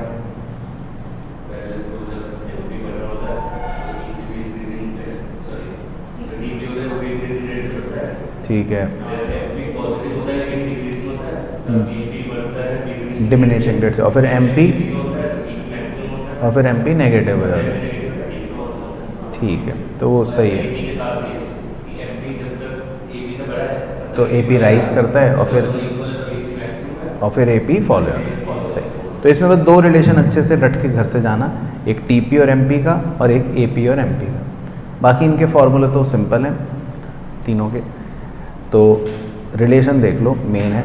तो जैसे ये एपी और एमपी का रिलेशन है, तो एमपी जब तक एपी से बड़ा होता है तो हम कहते हैं एपी राइज करता है, और फिर जब एमपी एपी से छोटा हो जाता है तो फिर हम कहते हैं कि एपी फॉल करता है। बाकी जहाँ पर दोनों इक्वल होते हैं वो एपी का हम कहते हैं मैक्सिमम पॉइंट होता है ना। तो ये पता होना चाहिए। बाकी 3 स्टेजेस, उसमें भी वही रिलेशन है कि पहली स्टेज में टीपी इंक्रीज़ करता है एट इंक्रीजिंग रेट, फिर सेकंड स्टेज में टीपी इंक्रीज़ करता है एट डिमिनिशिंग रेट और मैक्सिमम हो जाता है, और थर्ड स्टेज में टीपी फॉल करता है। बाकी स्टेज 1 का नाम होता है increasing returns to factor, stage 2 का नाम होता है डिमिनिशिंग रिटर्न्स टू फैक्टर, और स्टेज 3 का नाम होता है negative returns to factor. Reason पता होने चाहिए, एक बार रीड कर लेना। स्टेज 1 में division of labour, specialisation, indivisibility of fixed factor, हाँ। और स्टेज 2 में थोड़ा सा फिर फिक्स्ड फैक्टर्स कम रह जाते हैं, और इसीलिए हमारी एफिशिएंसी कम होनी शुरू हो जाती है, सब्सटीट्यूटेबिलिटी कम होनी शुरू हो जाती है। और थर्ड स्टेज में तो बिल्कुल ही बुरा हाल हो जाता है, पुअर कोऑर्डिनेशन हो जाता है, हाँ। तो इसीलिए फिर प्रोडक्शन फॉल कर जाते हैं। फिर आते हैं लॉन्ग रन में, returns to scale. Long run में भी 3 स्टेजेस होती हैं, कौन कौन सी, हाँ, increasing returns to scale, constant returns to scale और डिमिनिशिंग रिटर्न्स टू स्केल। इसमें अगर आप देखोगे एमपी का बिहेवियर, तो एमपी पहले राइज करता है स्टेज 1 में, स्टेज 2 में कांस्टेंट रहता है और स्टेज 3 में फॉल करता है, लेकिन इसमें एमपी नेगेटिव नहीं होता, हाँ। फिर उसके बाद इसमें कॉन्सेप्ट होता है आइसोक्वांट कर्व। तो आइसोक्वांट किसे बोलते हैं, तो आइसोक्वांट प्रोड्यूसर का इंडिफरेंस कर्व, हाँ। तो प्रोड्यूसर अगर 2 चीज़ों का कॉम्बिनेशन बनाता है अलग अलग, तो मज़ेदार बात ये होती है कि उसमें आउटपुट जो वो बना रहा है वो सेम ही रहता है, तो इसको बोलते हैं आइसोक्वांट। और कितना वो सैक्रिफाइस कर रहा है हर लेवल पर, उस सैक्रिफाइस को बोलते हैं MRTS। MRTS की फुल फॉर्म बताओ, marginal rate of technical substitution, right. और MRTS जो होता है वो क्या होता है, स्लोप ऑफ आइसोक्वांट, जिसको कैसे निकालते हैं, वही delta good sacrifice upon delta good gain, है ना। फिर होता है एक आइसो कॉस्ट लाइन, ये बजट लाइन होती है प्रोड्यूसर की कि भाई मैं इतना ही बना सकता हूँ, इससे ज़्यादा नहीं बना सकता। तो उस हिसाब से हम प्रोड्यूसर का इक्विलिब्रियम या प्रोडक्ट ऑप्टिमाइजेशन लेवल निकालते हैं। तो वो कैसे पता चलता है? बिल्कुल वही सेम टेंजेंट। हाँ, तो इस पॉइंट पर जहाँ पर आइसो कॉस्ट लाइन और आइसो पॉइंट टेंजेंट हो जाता है, तो इस पॉइंट को हम बोलते हैं प्रोड्यूसर्स का इक्विलिब्रियम एक तरह से, या फिर प्रोडक्शन ऑप्टिमाइजेशन पॉइंट, वो ज़्यादा बेहतर है। तो वो हमें पता होना चाहिए। ठीक है, तो क्लियर हो गया। तो प्रोडक्शन में बस शॉर्ट रन, लॉन्ग रन और प्रोडक्ट ऑप्टिमाइजेशन, इसके बारे में पता होना चाहिए। फिर चलते हैं कॉस्ट की तरफ। तो कॉस्ट की शुरुआत पहले तो उससे ही होती है कि देखो, इकोनॉमिक्स में दो तरह की कॉस्ट होती हैं। एक तो होती है मतलब अकाउंटिंग कॉस्ट, वो तो होती है सिंपल, जिसको आप एक्सप्लिसिट कॉस्ट भी बोलते हो, है ना, जिसमें आपने जो भी आउटसाइडर्स को पे करा वो रिकॉर्ड कर लेते हो, उसको बोलते हैं एक्सप्लिसिट कॉस्ट। लेकिन इकोनॉमिक्स में जो कॉस्ट होती है, इकोनॉमिक कॉस्ट, वो एक वाइडर टर्म है। उसमें एक्सप्लिसिट के साथ साथ हम इम्प्लिसिट कॉस्ट भी, हाँ, अपॉर्चुनिटी कॉस्ट भी ऐड करते हैं। तो इम्प्लिसिट कॉस्ट मतलब होता है अपॉर्चुनिटी कॉस्ट। तो इम्प्लिसिट कॉस्ट वो होती है जो आप बुक्स में रिकॉर्ड नहीं कर पाते, जो जिसका बेसिकली मतलब ये होता है कि आपने कितनी अपॉर्चुनिटी खो दी। अगर आप अपना पैसा कहीं और इन्वेस्ट करते तो कितना पैसा कमा सकते थे, उसको बोलते हैं अपॉर्चुनिटी कॉस्ट या इम्प्लिसिट कॉस्ट। तो इकोनॉमिक्स में कॉस्ट जो होती है उसमें हम एक्सप्लिसिट और इम्प्लिसिट दोनों को जोड़ लेते हैं। फिर एक नज़रिया होता है, एक को बोलते हैं आउटले कॉस्ट, जो एक तरह से क्या हो गई, वही एक्सप्लिसिट वाली, और एक को बोल देते हैं अपॉर्चुनिटी कॉस्ट, वो एक तरह से क्या हो गई, इम्प्लिसिट वाली। तो ये तो सेम ही मतलब है। इसी तरह एक नज़रिया होता है डायरेक्ट और इनडायरेक्ट कॉस्ट। डायरेक्ट वो वाली होती है जिसको आप ट्रेस कर सकते हो, इनडायरेक्ट वो होती है जिसको आप ट्रेस नहीं कर सकते हो। फिर एक नज़रिया होता है मार्जिनल कॉस्ट और संक कॉस्ट। मार्जिनल कॉस्ट एक तरह से हो गई आपकी वो वेरिएबल कॉस्ट की तरह की जो बढ़ती रहती है। संक कॉस्ट हो गई एक तरह से आपके फिक्स्ड की तरह, जो एक बार आपने लगाई तो बस अब तो वो ख़त्म, फिर तो उसका कोई लेना देना नहीं, फिक्स्ड कॉस्ट, वो तो गए पैसे, तो वो हो गई संक कॉस्ट। फिर हिस्टोरिकल कॉस्ट, रिप्लेसमेंट कॉस्ट, ये एक नज़रिया हो गया। हिस्टोरिकल मतलब पहले कितने का खरीदा था, रिप्लेसमेंट मतलब आज कितने का खरीदोगे। प्राइवेट कॉस्ट, सोशल कॉस्ट, ये एक नज़रिया हो गया। प्राइवेट कॉस्ट मतलब आपने कितने का गुड्स खरीदा। सोशल कॉस्ट मतलब समाज को कितना नुकसान पहुंचाया आपने, जैसे प्रदूषण, वो सोशल कॉस्ट। बाकी मेन जो हमारी कॉस्ट होती है वो यहाँ से शुरू होती है, जिसमें हम सबसे पहले फिक्स्ड कॉस्ट और वेरिएबल कॉस्ट देखते हैं कि क्या है।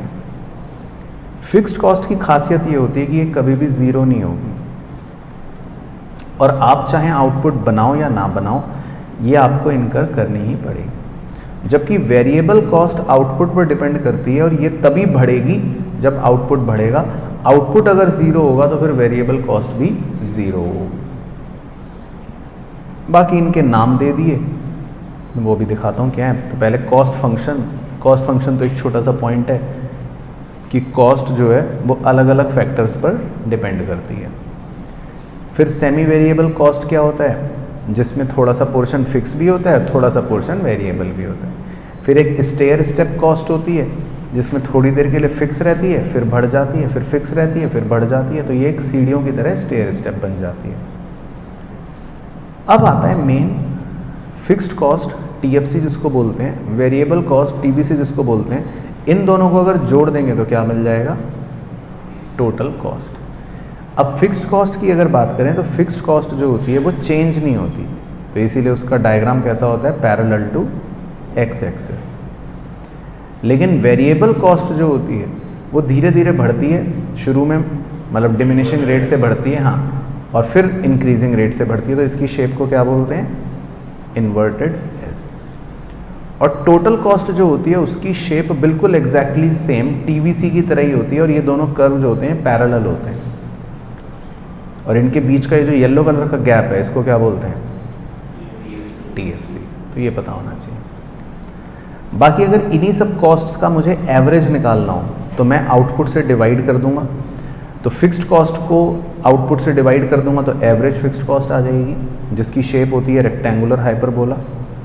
वेरिएबल कॉस्ट को आउटपुट से डिवाइड कर दूंगा तो एवीसी आ जाएगा, जिसकी शेप होती है यू शेप। इसी तरह एवरेज कॉस्ट भी मैं निकाल सकता हूँ, एवरेज फिक्स्ड कॉस्ट और एवरेज वेरिएबल कॉस्ट दोनों को जोड़कर, और इसकी शेप भी अगर देखेंगे तो क्या होती है, यू शेप। अब इनका रिलेशन तीनों का पता होना चाहिए, वो थोड़ा सा इंपॉर्टेंट है। तो यहाँ पर तो 4 रिलेशंस डाल रखे। पहले मार्जिनल कॉस्ट दिखा देता हूँ। मार्जिनल कॉस्ट किसे बोलते हैं कि आपका हर आउटपुट पर कितना कॉस्ट में चेंज हो रहा है, चेंज इन कॉस्ट या चेंज इन वेरिएबल कॉस्ट, कुछ भी। तो अब देखो इसमें बड़े अच्छे अच्छे पॉइंट्स हैं। एमसी जो होता है वो कट करता है एसी और एबीसी को कहाँ से, मिनिमम से, ये पता होना चाहिए। तो एसी और एबीसी को ये उनके मिनिमम पॉइंट से कट करता है। बाकी एसी और एबीसी जो है ये दोनों कर्व, ये कभी भी आपस में क्या नहीं करेंगे, इंटरसेक्ट नहीं करेंगे, क्योंकि एसी और एबीसी के बीच में कौन लाई करता है, एएफसी। और एएफसी की प्रॉपर्टी होती है कि ये कभी भी क्या नहीं हो सकता, ज़ीरो नहीं हो सकता, नेवर बी ज़ीरो। तो ये कुछ छोटे मोटे पॉइंट्स पता होने चाहिए। तो फॉर्मूले और इनके रिलेशंस। बाकी एमसी यू शेप है, एबीसी यू शेप है, एसी भी यू शेप है। एसी और एमसी का रिलेशन पता होना चाहिए, है ना, वो तो अपने देख ही लिया। फिर लॉन्ग रन में हमारी एक ही कॉस्ट होती है। लॉन्ग रन की कॉस्ट कौन सी होती है, LAC, long run average cost, जो छोटे छोटे शॉर्ट रन एवरेज कॉस्ट को अपने अंदर एनवलप कर कर ही बन जाती है।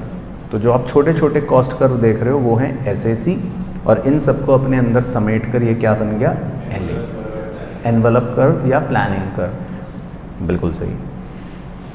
तो ये होता है एलएसी। उसके बाद इकोनॉमीज ऑफ स्केल और डिसइकोनॉमीज ऑफ स्केल ये पता होना चाहिए।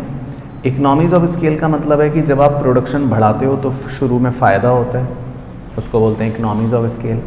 फिर ज़्यादा प्रोडक्शन बढ़ाते रहोगे बढ़ाते रहोगे बढ़ाते रहोगे तो फिर क्या हो जाएगा, हाँ, फिर नुकसान हो जाएगा, उसको बोलते हैं डिसइकोनॉमीज ऑफ स्केल।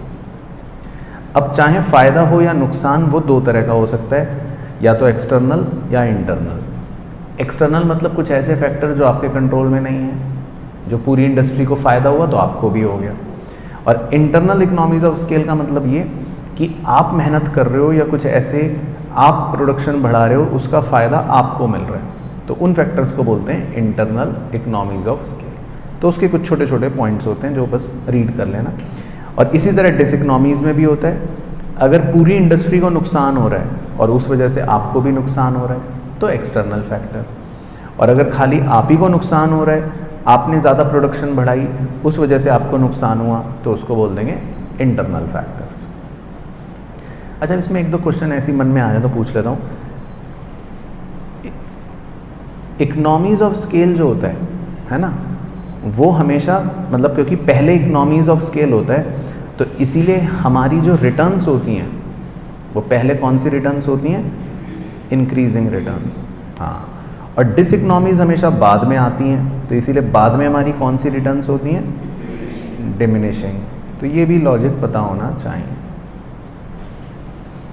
बाकी एक छोटा सा पॉइंट है, अगर आज के ज़माने में हम देखें एलएसी कर्व कैसा बनता है तो हम कहेंगे एल शेप्ड, हाँ, क्योंकि टेक्नोलॉजी चेंज होती रहती है। तो आज के ज़माने का हमारा एलएसी का शेप क्या होता है, एल शेप।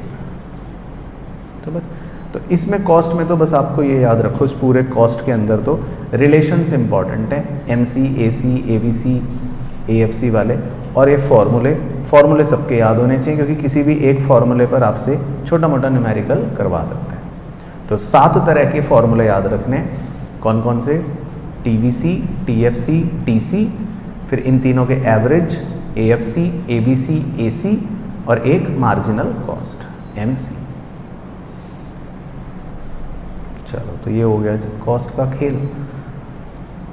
उसके बाद चलते हैं चैप्टर नंबर 4 पर, जिसके अंदर हैं 3 यूनिट्स, और ये भी घूम फिर के 10 नंबर तक की वेटेज मान लो रख सकता है। तो यूनिट 4 में जो पहला यूनिट है वो तो बहुत छोटा है, उसमें तो ये कि मार्केट क्या होता है ना। तो मार्केट का मतलब तो आपको पता ही है, मार्केट मतलब कि जहाँ पर सामान खरीदा या बेचा जाना है, तो उसको बोल देते हैं मार्केट, है ना। बाकी गुड्स, यहाँ पर हम इकोनॉमिक गुड्स की बात करते हैं, यानी कि जो फ्री नहीं है, जो स्केर्स हैं, जिनका कुछ ना कुछ प्राइस होता है। बाकी मार्केट के कुछ फीचर्स होते हैं, जैसे कि भाई मार्केट में बायर और सेलर होते हैं, है ना। मार्केट की नॉलेज होती है बायर और सेलर को, एक प्राइस होता है, उस प्राइस के लिए बारगेनिंग होती है। तो ये कुछ छोटे मोटे मार्केट के फीचर्स होते हैं। बाकी मार्केट अलग अलग तरह से, अलग अलग नज़रियों से, अलग अलग प्रकार के हो सकते हैं। एरिया के हिसाब से बात करें तो लोकल मार्केट, हाँ, पेरिशेबल गुड्स के लिए regional, semi durable, national, durable और इंटरनेशनल मतलब प्रीशियस कमोडिटीज़। इसी तरह टाइम के हिसाब से बात करें तो वेरी शॉर्ट सप्लाई चेंज ही नहीं होगी, राइट। शॉर्ट में थोड़ी सी चेंज हो जाएगी, लॉन्ग में थोड़ा और चेंज हो जाएगी, सेक्युलर या वेरी लॉन्ग में तो आप आसानी से सप्लाई को चेंज कर सकते हो। नेचर ऑफ ट्रांजैक्शन के हिसाब से स्पॉट या फ्यूचर, या आपने पढ़ा था 12th में भी, है ना। आज ही खरीद लोगे तो स्पॉट मार्केट, फ्यूचर में खरीदोगे तो फ्यूचर मार्केट। रेगुलेशन के हिसाब से जैसे स्टॉक मार्केट है तो सेबी वहाँ पर रेगुलेट करता है तो रेगुलेटेड मार्केट, और कोई नॉर्मल फ्री मार्केट है जहाँ कोई रेगुलेटर नहीं है तो अनरेगुलेटेड मार्केट। बिजनेस के वॉल्यूम के हिसाब से थोक में खरीदते हो तो होलसेल मार्केट, ग्राहक खरीदता है तो रिटेल मार्केट। अब कंपटीशन के हिसाब से ये पता होना चाहिए बहुत अच्छे से कि भाई हमारे लिए जैसे 4 तरह के मेनली मार्केट होते हैं, परफेक्ट, मोनोपोली, मोनोपोलिस्टिक और ओलिगोपोली। तो अगर इसी में देखें अच्छे से कंपैरिजन तो सारे फीचर पता होने चाहिए सबके। परफेक्ट कंपटीशन में बहुत सारे सेलर हैं, है ना। मोनोपोली में तो एक ही है, मोनोपोलिस्टिक में भी बहुत सारे हैं और ओलिगोपोली में थोड़े से हैं। प्रोडक्ट की बात करें तो परफेक्ट में होमोजीनियस है, ओलिगोपोली में मोनोपोली में तो कोई सब्स्टिट्यूट है ही नहीं। मोनोपोलिस्टिक में अलग अलग होते हैं और ओलिगोपोली में दोनों हो सकते हैं, होमोजीनियस भी या अलग अलग भी। सेलिंग कॉस्ट इसमें होती नहीं है, परफेक्ट में, मोनोपोली में भी ना के बराबर। मोनोपोलिस्टिक में और ओलिगोपोली में बहुत ज़्यादा होती है। प्राइस पर कंट्रोल परफेक्ट वाले का तो बिल्कुल ही नहीं है, मोनोपोली वाले का काफ़ी ज़्यादा है, मोनोपोलिस्टिक वाले का थोड़ा सा है और ओलिगोपोली वाले का भी है। Demand curve parallel to X axis है, इनका डाउनवर्ड स्लोपिंग है स्टीपर, और अगर लिखूं इनका डाउनवर्ड स्लोपिंग है फ्लैटर, और ओलिगोपोली वाले का है इनडिटर्मिनेट, या आप शब्द याद रखो किंग्ड। तो ओलिगोपोली का डिमांड कर्व कैसा है, स्वीजी ने दिया था, किंग्ड डिमांड कर्व, है ना, ऐसा बनता था। हाँ, स्टिकी प्राइस इलास्टिसिटी इसमें तो इन्फिनिटी, इसमें लेस देन 1, इसमें मोर देन 1, और इसमें भी मतलब लेस देन 1 या इनडेफिनिट भी कह सकते हो। उसके बाद इसमें हमें TR, AR, MR 3 कॉन्सेप्ट फॉर्मूले पता होने चाहिए। TR का फॉर्मूला P × Q, AR तो हमेशा प्राइस के बराबर होगा, और MR का formula change in TR upon change in Q। सही। उसके बाद इनके रिलेशन वो अच्छे से याद करने हैं, AR, MR और TR का और इलास्टिसिटी का। तो पहले चाहें ये वाला देख लो, AR और MR का, MR और TR का। हाँ, तो MR फॉल कर रहा होता है तो TR उस समय इंक्रीज करता है डिमिनिशिंग रेट पर। फिर जब MR 0 होता है तो TR वहाँ पर मैक्सिमम होता है, और जब MR नेगेटिव चला जाता है तो फिर TR फॉल करता है। हाँ, M और T में सेम ही रिलेशन है, क्योंकि हर जगह T जो होता है उसका स्लोप M होता है। हाँ, बाकी इलास्टिसिटी के साथ इसका रिलेशन याद रख लो, वो थोड़ा इंपॉर्टेंट है, वो यहाँ पर देख लो। फॉर्मूला तो ये है, MR = AR × elasticity -1 upon elasticity. अब जब तक MR पॉजिटिव है तो इलास्टिसिटी मोर देन 1 रहेगी, जब MR 0 हो जाता है तो वहाँ =1 रहेगी, और जब MR नेगेटिव हो जाता है तो इलास्टिसिटी लेस देन। तो ये उनका रिलेशन याद रखना है ना, तो ये यहाँ डब्बे में भी दे रखा है। बाकी 2 बिहेवियरल प्रिंसिपल हैं, वो तो बस रटने हैं। हाँ, शट डाउन कब करना है, TR = TVC, ये और शॉर्ट रन में TR = TC। हाँ, और मैक्सिमम प्रोड्यूसर के लिए प्रॉफिट कौन से पॉइंट पर होगा, MR = MC। तो मेन तो बस ये दोनों ही याद रखने हैं, सब जगह पर से, सब मार्केट में यही है, प्रोड्यूसर इक्विलिब्रियम, राइट। यूनिट 2 तो बिना पढ़े जाना है आपको।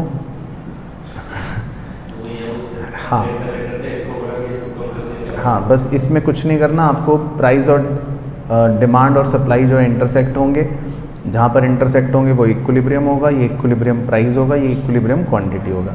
अब वो कुछ भी नाटक करे तो एक छोटा सा डायग्राम बनाकर चेक कर लेना प्राइस बढ़ रहा है कि घट रहा है। नाटक क्या क्या हो सकते हैं, या तो इंक्रीज इन डिमांड या डिक्रीज इन डिमांड, या इंक्रीज इन सप्लाई या डिक्रीज इन सप्लाई, या फिर दोनों इंक्रीज कर देगा, इसमें 3 केसेस हो सकते हैं, या दोनों डिक्रीज कर देगा, इसमें 3 केसेस हो सकते हैं, या डिमांड बढ़ा देगा सप्लाई घटा देगा, इसमें 3 केसेस हो सकते हैं, या डिमांड कम कर देगा और सप्लाई बढ़ा देगा, इसमें भी 3 केसेस हो सकते हैं। तो आई होप ये तो आपको याद होगा।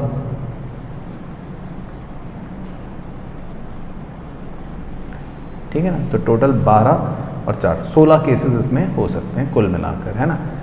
तो बढ़ाने का मतलब है राइटवर्ड शिफ्ट, चाहे सप्लाई हो चाहे डिमांड, और घटाने का मतलब है लेफ्टवर्ड शिफ्ट, चाहे डिमांड हो चाहे सप्लाई। ठीक है, तो ये तो चैप्टर आप बिना पढ़े जाना। हाँ, इनके फैक्टर्स पता होने चाहिए, वो तो डिमांड सप्लाई चैप्टर अच्छे से पढ़ा होगा, हाँ तो क्लियर हो जाएगा कि डिमांड कब चेंज होती है और सप्लाई कब चेंज होती है ना। तो ये सारे शिफ्ट्स जो हैं आपको डायग्राम पर मतलब दिख जाएंगे, डिमांड बढ़ना, डिमांड घटना, सप्लाई बढ़ना, सप्लाई घटना, एक साथ दोनों का बढ़ना घटना, 3 केसेस, है ना। तो ये सब नाटक मतलब डायग्राम पर करके देख लेंगे। बाकी उसके अलावा 3rd यूनिट जो है उसमें हमको देखना है कि अलग अलग डिफरेंट मार्केट फॉर्म के बारे में डिटेल क्या है। तो इसमें परफेक्ट कंपटीशन जो होता है, परफेक्ट कंपटीशन में हम क्या क्या फीचर्स बोलते हैं कि परफेक्ट कंपटीशन क्या है, आइडियल मार्केट, क्योंकि इसमें very large number of buyer and seller हैं, इसको कॉम्पिटिटिव मार्केट भी बोलते हैं। होमोजीनियस प्रोडक्ट होता है, कोई भी आ सकता है, कोई भी जा सकता है। हाँ, परफेक्ट नॉलेज होती है, ट्रांसपोर्टेशन कॉस्ट है नहीं, परफेक्ट मोबिलिटी ऑफ फैक्टर होता है, सेलिंग कॉस्ट है नहीं, और फर्म इसमें जो होते हैं वो क्या होते हैं, प्राइस टेकर, क्योंकि इंडस्ट्री जो होती है वो प्राइस बनाती है और फर्म्स जो होते हैं वो उस प्राइस को क्या करते हैं, फॉलो कर लेते हैं। तो फर्म्स का इसीलिए डिमांड कर्व यहाँ पर बिल्कुल पैरेलल टू एक्स एक्सिस होता है, और इलास्टिसिटी यहाँ पर सब इक्वल होते हैं, तीनों इक्वल होते हैं। हाँ, बाकी प्रोड्यूसर इक्विलिब्रियम की कंडीशन सेम है, तो इसलिए नो टेंशन, MR = MC, बस ये कंडीशन याद रखनी है, और MR को MC नीचे से कट करेगा, तो ये वाला पॉइंट इक्विलिब्रियम होता है ना। तो शॉर्ट रन इक्विलिब्रियम ये है। बाकी 3 केसेस हो सकते हैं, AR और AC अगर बराबर हैं तो मतलब बोलते हैं normal profit, break even. AR अगर ज़्यादा है तो सुपर नॉर्मल या एबनॉर्मल प्रॉफिट, AR अगर छोटा है तो लॉसेस, और ये सेम कंडीशन हर मार्केट में होते हैं। सही। बाकी लॉन्ग रन इक्विलिब्रियम का मतलब ये होता है कि जिसमें सारे फर्म्स हाँ इक्विलिब्रियम पर हैं, मतलब एवरेज नॉर्मल प्रॉफिट कमा रहे हैं और कोई नई एंट्री एग्जिट नहीं हो रहा। ठीक है, तो वही दे रखा है। उसके बाद मोनोपॉली। मोनोपॉली के अंदर आपके एक ही सेलर होता है, नया आदमी आ नहीं पाता, बड़ी रिस्ट्रिक्शन होती है, क्लोज सब्सटीट्यूट कोई होता नहीं है, इसीलिए डिमांड कर्व काफ़ी ज़्यादा स्टीप होता है, और इलास्टिसिटी होती है <1, और मार्केट पावर बहुत ज़बरदस्त होती है अकेले इसके पास, ये प्राइस डिस्क्रिमिनेशन कर सकता है, और इसको लॉसेस भी कई बार हो सकते हैं। अच्छा, फिर मोनोपोली क्यों क्रिएट हो सकती है, उसके सोर्सेज क्या हैं? या तो आपके पास रॉ मटेरियल का कंट्रोल है, या फिर सरकार ने आपको कंट्रोल दे रखा है, या फिर आपके पास कोई पेटेंट कॉपीराइट है, या फिर इकोनॉमीज ऑफ स्केल है, उसका फ़ायदा आपको मिल रहा है, नया हाँ लार्ज सेटअप कॉस्ट है, बिजनेस कॉम्बिनेशंस हैं, कार्टेल है, जिस वजह से कोई नया आदमी यहाँ पर नहीं आता है, जिसमें 2-3 लोग मिल जाते हैं और फिर मोनोपोली पावर इंजॉय करते हैं। बाकी AR और MR कर्व तो जस्ट सेम ही हैं, हर मार्केट में डाउनवर्ड स्लोपिंग रहेगा, और MR कर्व तो मतलब डबल रेट से फॉल करता है, तो ये नेगेटिव भी हो जाता है और ज़ीरो भी हो जाता है। हाँ, और Y एक्सिस को वो भी एक प्रॉपर्टी होती है कि MR जो है इन दोनों को बराबर टुकड़ों में काट देता है। उसके बाद कंडीशन सेम ही है, normal profit AR = AC, super normal profit AR greater than AC और लॉसेज में AR is less than AC। Long run equilibrium वो भी सेम ही है, MR is equal to MC। हाँ, इसमें ये पॉइंट पढ़ लेना एक बार थोड़ा सा, मोनोपोलिस्ट जो है वो प्राइस डिस्क्रिमिनेशन कर सकता है, भेदभाव कर सकता है। 3 डिग्रीज होती हैं जो किसने दी थी, AC पिग्यू ने। हाँ, कि AC पिग्यू ने कहा था कि भाई ये प्राइस डिस्क्रिमिनेशन कर सकता है, अलग अलग मार्केट में अलग अलग प्राइस चार्ज कर सकता है। इसका ऑब्जेक्टिव है ज़्यादा पैसे कमाना, अपना सरप्लस स्टॉक बेचना, इकोनॉमीज़ का फ़ायदा लेना, फॉरेन मार्केट कैप्चर करना। तो वो कैसे करता है वो उन्होंने समझाया। उन्होंने बताया कि वो अपने मार्केट्स को अलग अलग सब मार्केट्स में तोड़ लेता है। अब सबकी इलास्टिसिटी अलग होती है, तो जहाँ इलास्टिसिटी थोड़ा कम होती है वहाँ वो ज़्यादा प्राइस चार्ज करता है, और जहाँ इलास्टिसिटी थोड़ा ज़्यादा होती है वहाँ थोड़ा सा कम प्राइस चार्ज कर लेता है। तो वो चालू होता है मोनोपोलिस्ट। तो 3 डिग्रीज होती हैं डिस्क्रिमिनेशन की, वो AC पिग्यू भाई ने बताई। फर्स्ट डिग्री सबसे खतरनाक, जिसमें आप पूरा इंटायर सरप्लस ले लेते हो। सेकंड डिग्री में थोड़ा सा ही लेते हो। और थर्ड डिग्री होती है लोकेशन के या कस्टमर सेगमेंट के आधार पर। जैसे उसका एग्जांपल भी था, सिनेमा हॉल में पॉपकॉर्न खाते हो तो 500 रुपये के मिलते हैं, वही सड़क के बाहर निकल के खाते हो तो 10 रुपये के मिलते हैं। तो ये हो गया। तीसरा होता है मोनोपोलिस्टिक कंपटीशन। इसमें आप सोप इंडस्ट्री मन में सोच सकते हो, साबुन बनाने वाली। तो इसमें बहुत सारे सेलर्स होते हैं, होमोजीनियस प्रोडक्ट नहीं होता, यहाँ पर होता है हीट्रोजीनियस प्रोडक्ट, अलग अलग होता है। बाकी फ्री एंट्री, कोई भी आ सकता है, कोई भी जा सकता है। सेलिंग कॉस्ट बहुत ज़्यादा इन्वॉल्व होती है। बाकी ये नॉन प्राइस कंपटीशन करते हैं। नॉन प्राइस कंपटीशन बोले तो प्राइस वॉर नहीं करते। हाँ, ऐसा नहीं कहते कि अच्छा उसका साबुन 10 रुपये का तो मेरे से 9 रुपये में ले जाओ। तो प्राइस वॉर नहीं करते। बाकी कंडीशन इनकी भी सेम, नॉर्मल प्रॉफिट तो AR is equal to AC, super normal profit AR greater than AC, losses तो AR less than AC। Producer equilibrium वो भी सेम, फ्लैटर। हाँ, डिमांड कर्व इनका थोड़ा फ्लैटर होता है।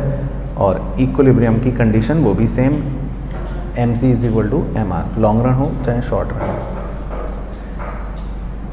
ये सेम ही टेबल है, तीनों का डिफरेंस परफेक्ट मोनोपोली और मोनोपोलिस्टिक का है ना, जो ऊपर लिखा हुआ था। हाँ, तो इसमें एग्जॉस्टिवली दे रखा है, तो ये अच्छे से पढ़ सकते हो। तो पूरा चैप्टर इसमें मिलेगा आपको।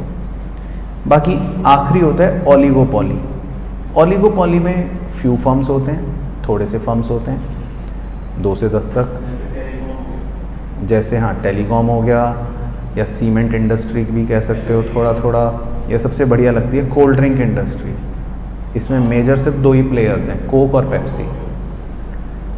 अब यहाँ पर इंटरडिपेंडेंस भी बहुत होती है, ग्रुप बिहेवियर भी होता है, प्राइस रिजिड होता है, प्रोडक्ट होमोजीनियस या हीट्रोजीनियस हो सकता है। अब मुझे पता नहीं, देखो मैं वो हूँ, जॉब इंटरव्यू पे नहीं आया तो अब मुझे क्या पता कि किस इंडस्ट्री में कितने फर्म्स हैं, है ना। तो अब आप बताओ। हाँ, तो अब ऐसे मुझे क्या पता, है ना। तो भाई मैं सारी इंडस्ट्री का वो चिट्ठा लेके तो बैठा नहीं कि किस इंडस्ट्री में कितनी फर्म्स हैं। लेकिन हाँ, फ्यू फर्म्स होंगी तो ओलिगोपॉली, बहुत सारी फर्म्स होंगी तो मोनोपोलिस्टिक। बाकी यहाँ पर एंट्री जो है वो बहुत मुश्किल है ना। और सेलिंग कॉस्ट, यहाँ पर एडवर्टाइजमेंट कॉस्ट जो होती है वो बहुत ज़्यादा इन्वॉल्व होती है। फिर कुछ टर्म्स हैं वो पता होनी चाहिए MCQ में। होमोजीनियस प्रोडक्ट वाले को क्या बोल देते हैं, परफेक्ट या प्योर ओलिगोपॉली। हीट्रोजीनियस वाले को इम्परफेक्ट ओलिगोपॉली। अगर कोई भी आ सकता है तो ओपन, कोई नहीं आ सकता तो क्लोज्ड। मिलजुल कर फैसला करते हैं तो कॉल्यूसिव, आपस में कंपटीशन करते हैं तो नॉन कॉल्यूसिव या कॉम्पिटिटिव। एक बड़ा प्लेयर है जो डोमिनेट कर रहा है तो पार्शियल, कोई भी डोमिनेट नहीं कर रहा तो फुल। जिसमें एक सिंडिकेट बना हुआ है, सेंट्रलाइज्ड बॉडी है तो सिंडिकेट। जिसमें अपने आप ही ऑर्गेनाइज कर लेते हैं वो तो ऑर्गेनाइज्ड ओलिगोपॉली। बाकी इसमें मेन चीज़ है इनका डिमांड कर्व। हाँ, बाकी कुछ मॉडल्स हैं वो रीड कर लेना, जैसे आपको लिखवाई भी थी स्टैकलबर्ग, बर्ट्रेंड। तो इन्होंने कुछ कुछ छोटी छोटी बातें कही थी। है ना। जैसे स्टैगलबर्ग ने क्या बोला था कि एक लीडर होता है, वो डिसाइड करेगा आउटपुट और बाकी फर्म उसको फॉलो कर लेते हैं। बर्ट्रैंड में प्राइस जो होता है, हाँ राइट। इसी तरह प्राइस लीडरशिप में अलग अलग मॉडल होते हैं। लिव एंड लेट लिव, इसमें क्या स्ट्रेटेजी होती है कि जो डोमिनेंट फर्म ने प्राइस डिसाइड करा, छोटी फर्म कहते हैं ठीक है हम वही मान लेंगे, जियो और जीने दो। बैरोमेट्रिक प्राइस लीडरशिप, इसमें जो सबसे पुरानी सबसे बुजुर्ग फर्म होती है, लोग उसकी इज्जत करते हैं, कहते हैं ये जो डिसाइड करेगी हम सब वो फॉलो कर लेंगे, है ना। बाकी इनका डिमांड कर्व जो है वो बहुत इंपॉर्टेंट है पढ़ना। सेम सही हो गया, तो वो भी एक प्राइस लीडरशिप की स्ट्रेटेजी का पार्ट है। फिर इनका डिमांड कर्व जो होता है वो किंग्ड होता है, किंग्ड। तो किंग्ड का मतलब क्या कि एक पर्टिकुलर पोर्शन पे इलास्टिसिटी काफ़ी हाई होगी और एक पर्टिकुलर पोर्शन पे इलास्टिसिटी काफ़ी कम होगी। तो प्राइस अगर कम करोगे बहुत ज़्यादा तो क्वांटिटी थोड़ी सी ही बढ़ेगी, लेकिन अगर प्राइस थोड़ा सा भी बढ़ा दिया हल्का सा भी तो क्वांटिटी कम बहुत तेज़ी से हो जाएगी। तो ये ओलिगोपॉलिस्ट के लिए एक तकलीफ होती है, ना वो प्राइस बढ़ा पाता ना वो प्राइस कम कर पाता। तो इसीलिए यहाँ के प्राइसेस जो होते हैं वो होते हैं स्टिकी प्राइसेस। हाँ, बाकी कुछ अदर मार्केट फॉर्म्स है वो तो बस नाम पढ़ लेना। 2 सेलर्स हों तो डुओपॉली, सिंगल बायर हो तो मोनोप्सनी, बहुत सारे फ्यू बायर्स हों तो ओलिगोप्सनी, और एक सेलर और एक बायर हो तो बायलैटरल मोनोपोली। बस, तो ये चैप्टर 4 में मेन मुद्दा। चैप्टर नंबर 5 तो बहुत ही छोटा चैप्टर है, तो लास्ट के लिए रख लो आप, बिजनेस साइकिल। तो बिजनेस साइकिल में बेसिकली ये है कि देखो दुनिया में अलग अलग टाइमों पर उतार चढ़ाव आए हैं, अलग अलग दौर में। चाइना में रिसेशन आया था, है ना, हाँ। यूके में रैपिड ग्रोथ देखने को मिली थी एक बार। यूएस के अंदर रिसेशंस आए थे बचपन में। तो बेसिकली इस चैप्टर में हम ये देखते हैं कि जो ये उतार चढ़ाव चलता है ना, तो इसको बिजनेस साइकिल बोल देते हैं, जिसमें पहला फेज़ क्या होता है, एक्सपेंशन। तो एक्सपेंशन के बस सारे कीवर्ड्स पता होने चाहिए। एक्सपेंशन का मतलब बेसिकली एक ऐसा फेज़ है जिस समय इकोनॉमी के अंदर सारी चीज़ें बढ़ रही होती हैं। मतलब सारी चीज़ों का मतलब है मोटा मोटा national income, employment, demand, capital, consumer खर्चा ज़्यादा करता है, सेल्स, प्रॉफिट, मतलब हर जगह खुशहाली ही खुशहाली होती है। तो इस फेज़ को एक्सपेंशन का फेज़ बोलते हैं। तो ऐसे टाइम पर इनवॉलंटरी अनएम्प्लॉयमेंट भी ऑलमोस्ट ज़ीरो होता है। थोड़ा बहुत जो अनएम्प्लॉयमेंट होता है वो या तो स्ट्रक्चरल होगा या फ्रिक्शनल होता है। अब ये तो मुझे नहीं पता क्योंकि मैं इतना ज्ञानवादी नहीं हूँ। बाकी एक्सपेंशन के दौरान डिमांड बढ़ने की वजह से जो प्राइसेस होते हैं वो क्या हो जाते हैं, बढ़ जाते हैं। लोगों का लिविंग स्टैंडर्ड भी थोड़ा सा बढ़ जाता है ना। तो कहीं ना कहीं ग्रोथ रेट जो है वो मतलब धीरे धीरे एक पीक पर पहुंच जाती है। तो एक्सपेंशन जो है उसका अंत कहाँ पर हो जाता है, उस पॉइंट को बोल देते हैं पीक। तो पीक बेसिकली एक ऐसा पॉइंट आ गया जहाँ पर हम एक्सपेंड करते करते बिल्कुल टॉप तक पहुँच चुके हैं। हाँ, तो अब पीक जो है वो हाईएस्ट पॉइंट कहते हैं किसका, ऑफ बिजनेस साइकिल। अब पीक के बाद जैसे ही पीक ख़त्म हुआ या पीक पे हम पहुंच गए, मतलब एक्सपेंशन का स्टेज ख़त्म हो गया, तो तुरंत उसके बाद क्या शुरू होता है, नहीं, कॉन्ट्रैक्शन। हाँ, रिसेशन थोड़ा वर्ड खतरनाक है, तो हम बोलते हैं कॉन्ट्रैक्शन। कॉन्ट्रैक्शन मतलब अब धीमे धीमे धीमे हम नीचे की तरफ जा रहे हैं, यानी कि अब धीरे धीरे लोग खर्चा कम करते हैं, इन्वेस्टमेंट कम होती है, एम्प्लॉयमेंट कम होती है। हाँ, मतलब अब लोग खर्चा नहीं करना चाहते, प्रोड्यूसर का प्रोडक्शन कम हो जाता है, उसे लगता है कि यार ये तो मैंने ज़्यादा इन्वेस्टमेंट कर रखी थी, तो वो अपना प्रोडक्शन कम करता है। तो ये एक तरह से मतलब रिसेशन की बिगिनिंग होती है कि धीरे धीरे अब कॉन्ट्रैक्शन हो रहा है, डिमांड कम हो रही है, प्रोडक्शन कम हो रहा है, प्राइसेस भी कम हो रहे हैं। तो ये एक तरह से रिसेशन की बिगिनिंग होती है, सारी चीज़ें कम होनी शुरू हो जाती हैं। हाँ, अब ये बहुत ज़्यादा होती रहेंगी तो फिर हम रिसेशन कह सकते हैं। तो रिसेशन बिकम सीवियर जब इन्वेस्टमेंट भी बिल्कुल कम हो गए, प्रोडक्शन, एम्प्लॉयमेंट बिल्कुल कम हो गए और कंजम्पशन बिल्कुल कम हो गया, तो एक तरह से पूरी इकनॉमी पेसिमिस्टिक जोन में चली गई तो वो रिसेशन हो जाता है, जो यूएस में हुआ था। हाँ, ग्रोथ रेट नेगेटिव हो जाता है, वो भी कह सकते हो आप। फिर नीचे जाते जाते जाते जाते बिल्कुल जब हम मिनिमम पॉइंट पे पहुंच जाते हैं तो उस पॉइंट को हम क्या कहते हैं? ट्रॉ, TROU। क्या थी ट्रॉ की स्पेलिंग? TROU। हाँ, TROUGH। हाँ, ट्रॉ। तो ट्रॉ तक पहुंच जाते हैं या फिर आप डिप्रेशन भी कह देते हो। तो यानी कि ग्रोथ रेट अब नेगेटिव हो गया और ये बिल्कुल बॉटम पॉइंट है, या डिप्रेशन भी इसको कहा जाता है, जो वैसे हमारे इतिहास में 1929 से लेकर 33 में यूएस के अंदर देखने को मिला था, है ना? हाँ, JM कीन्स। हाँ, तो JM कीन्स ने तब किताब लिखी थी कि यार लोगों को तो पता ही नहीं चला क्या हुआ। तो 1936 में फिर कीन्स ने ये सब बातें दुनिया के सामने प्रेजेंटेबल तरीके से बताई थी। तो वो 4 वर्ष ऐसे थे वैसे जिस समय अच्छा हुआ कि हम नहीं थे इस पृथ्वी पर नहीं तो हम रहने लायक ही ना बचते। मेरे जीवन काल में तो एक ही बार हुआ, बाकी उससे पहले का मुझे नहीं पता, उससे आगे का मुझे नहीं पता। जितना सीवियर ये था, क्योंकि इतना सीवियर तो अभी तक नहीं हुआ। तो रिसेशन फिर भी लोग झेल लेते हैं, इकोनॉमीज झेल लेती हैं, डिप्रेशन उसका भी मतलब और ज़्यादा सीवियर रूप होता है। तो डिप्रेशन जो है बेसिकली मतलब कह सकते हो ट्रॉ। हाँ, ट्रॉ मतलब कि बिल्कुल आप बॉटम पर आ चुके हो, सारी इकोनॉमिक एक्टिविटीज़ ऑलमोस्ट ज़ीरो पर है, कुछ नहीं हो रहा। इकोनॉमी मतलब सब घर में बैठे हैं कि कुछ नहीं हो रहा।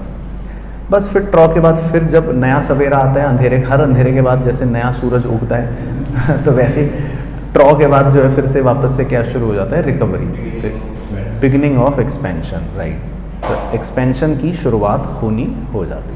तो जो जीवन का साइकिल है वही बिजनेस की भी साइकिल है, उतार चढ़ाव चलते रहेंगे, दुख सुख आते रहेंगे, तो वही इसमें चलता रहता है। बाकी इसमें दूसरा टॉपिक थोड़ा सा इंपॉर्टेंट है, ये अच्छे से रट के जाना। 3 इंडिकेटर्स होते हैं, इस पर एग्जाम में क्वेश्चन काफ़ी पूछ लेता है।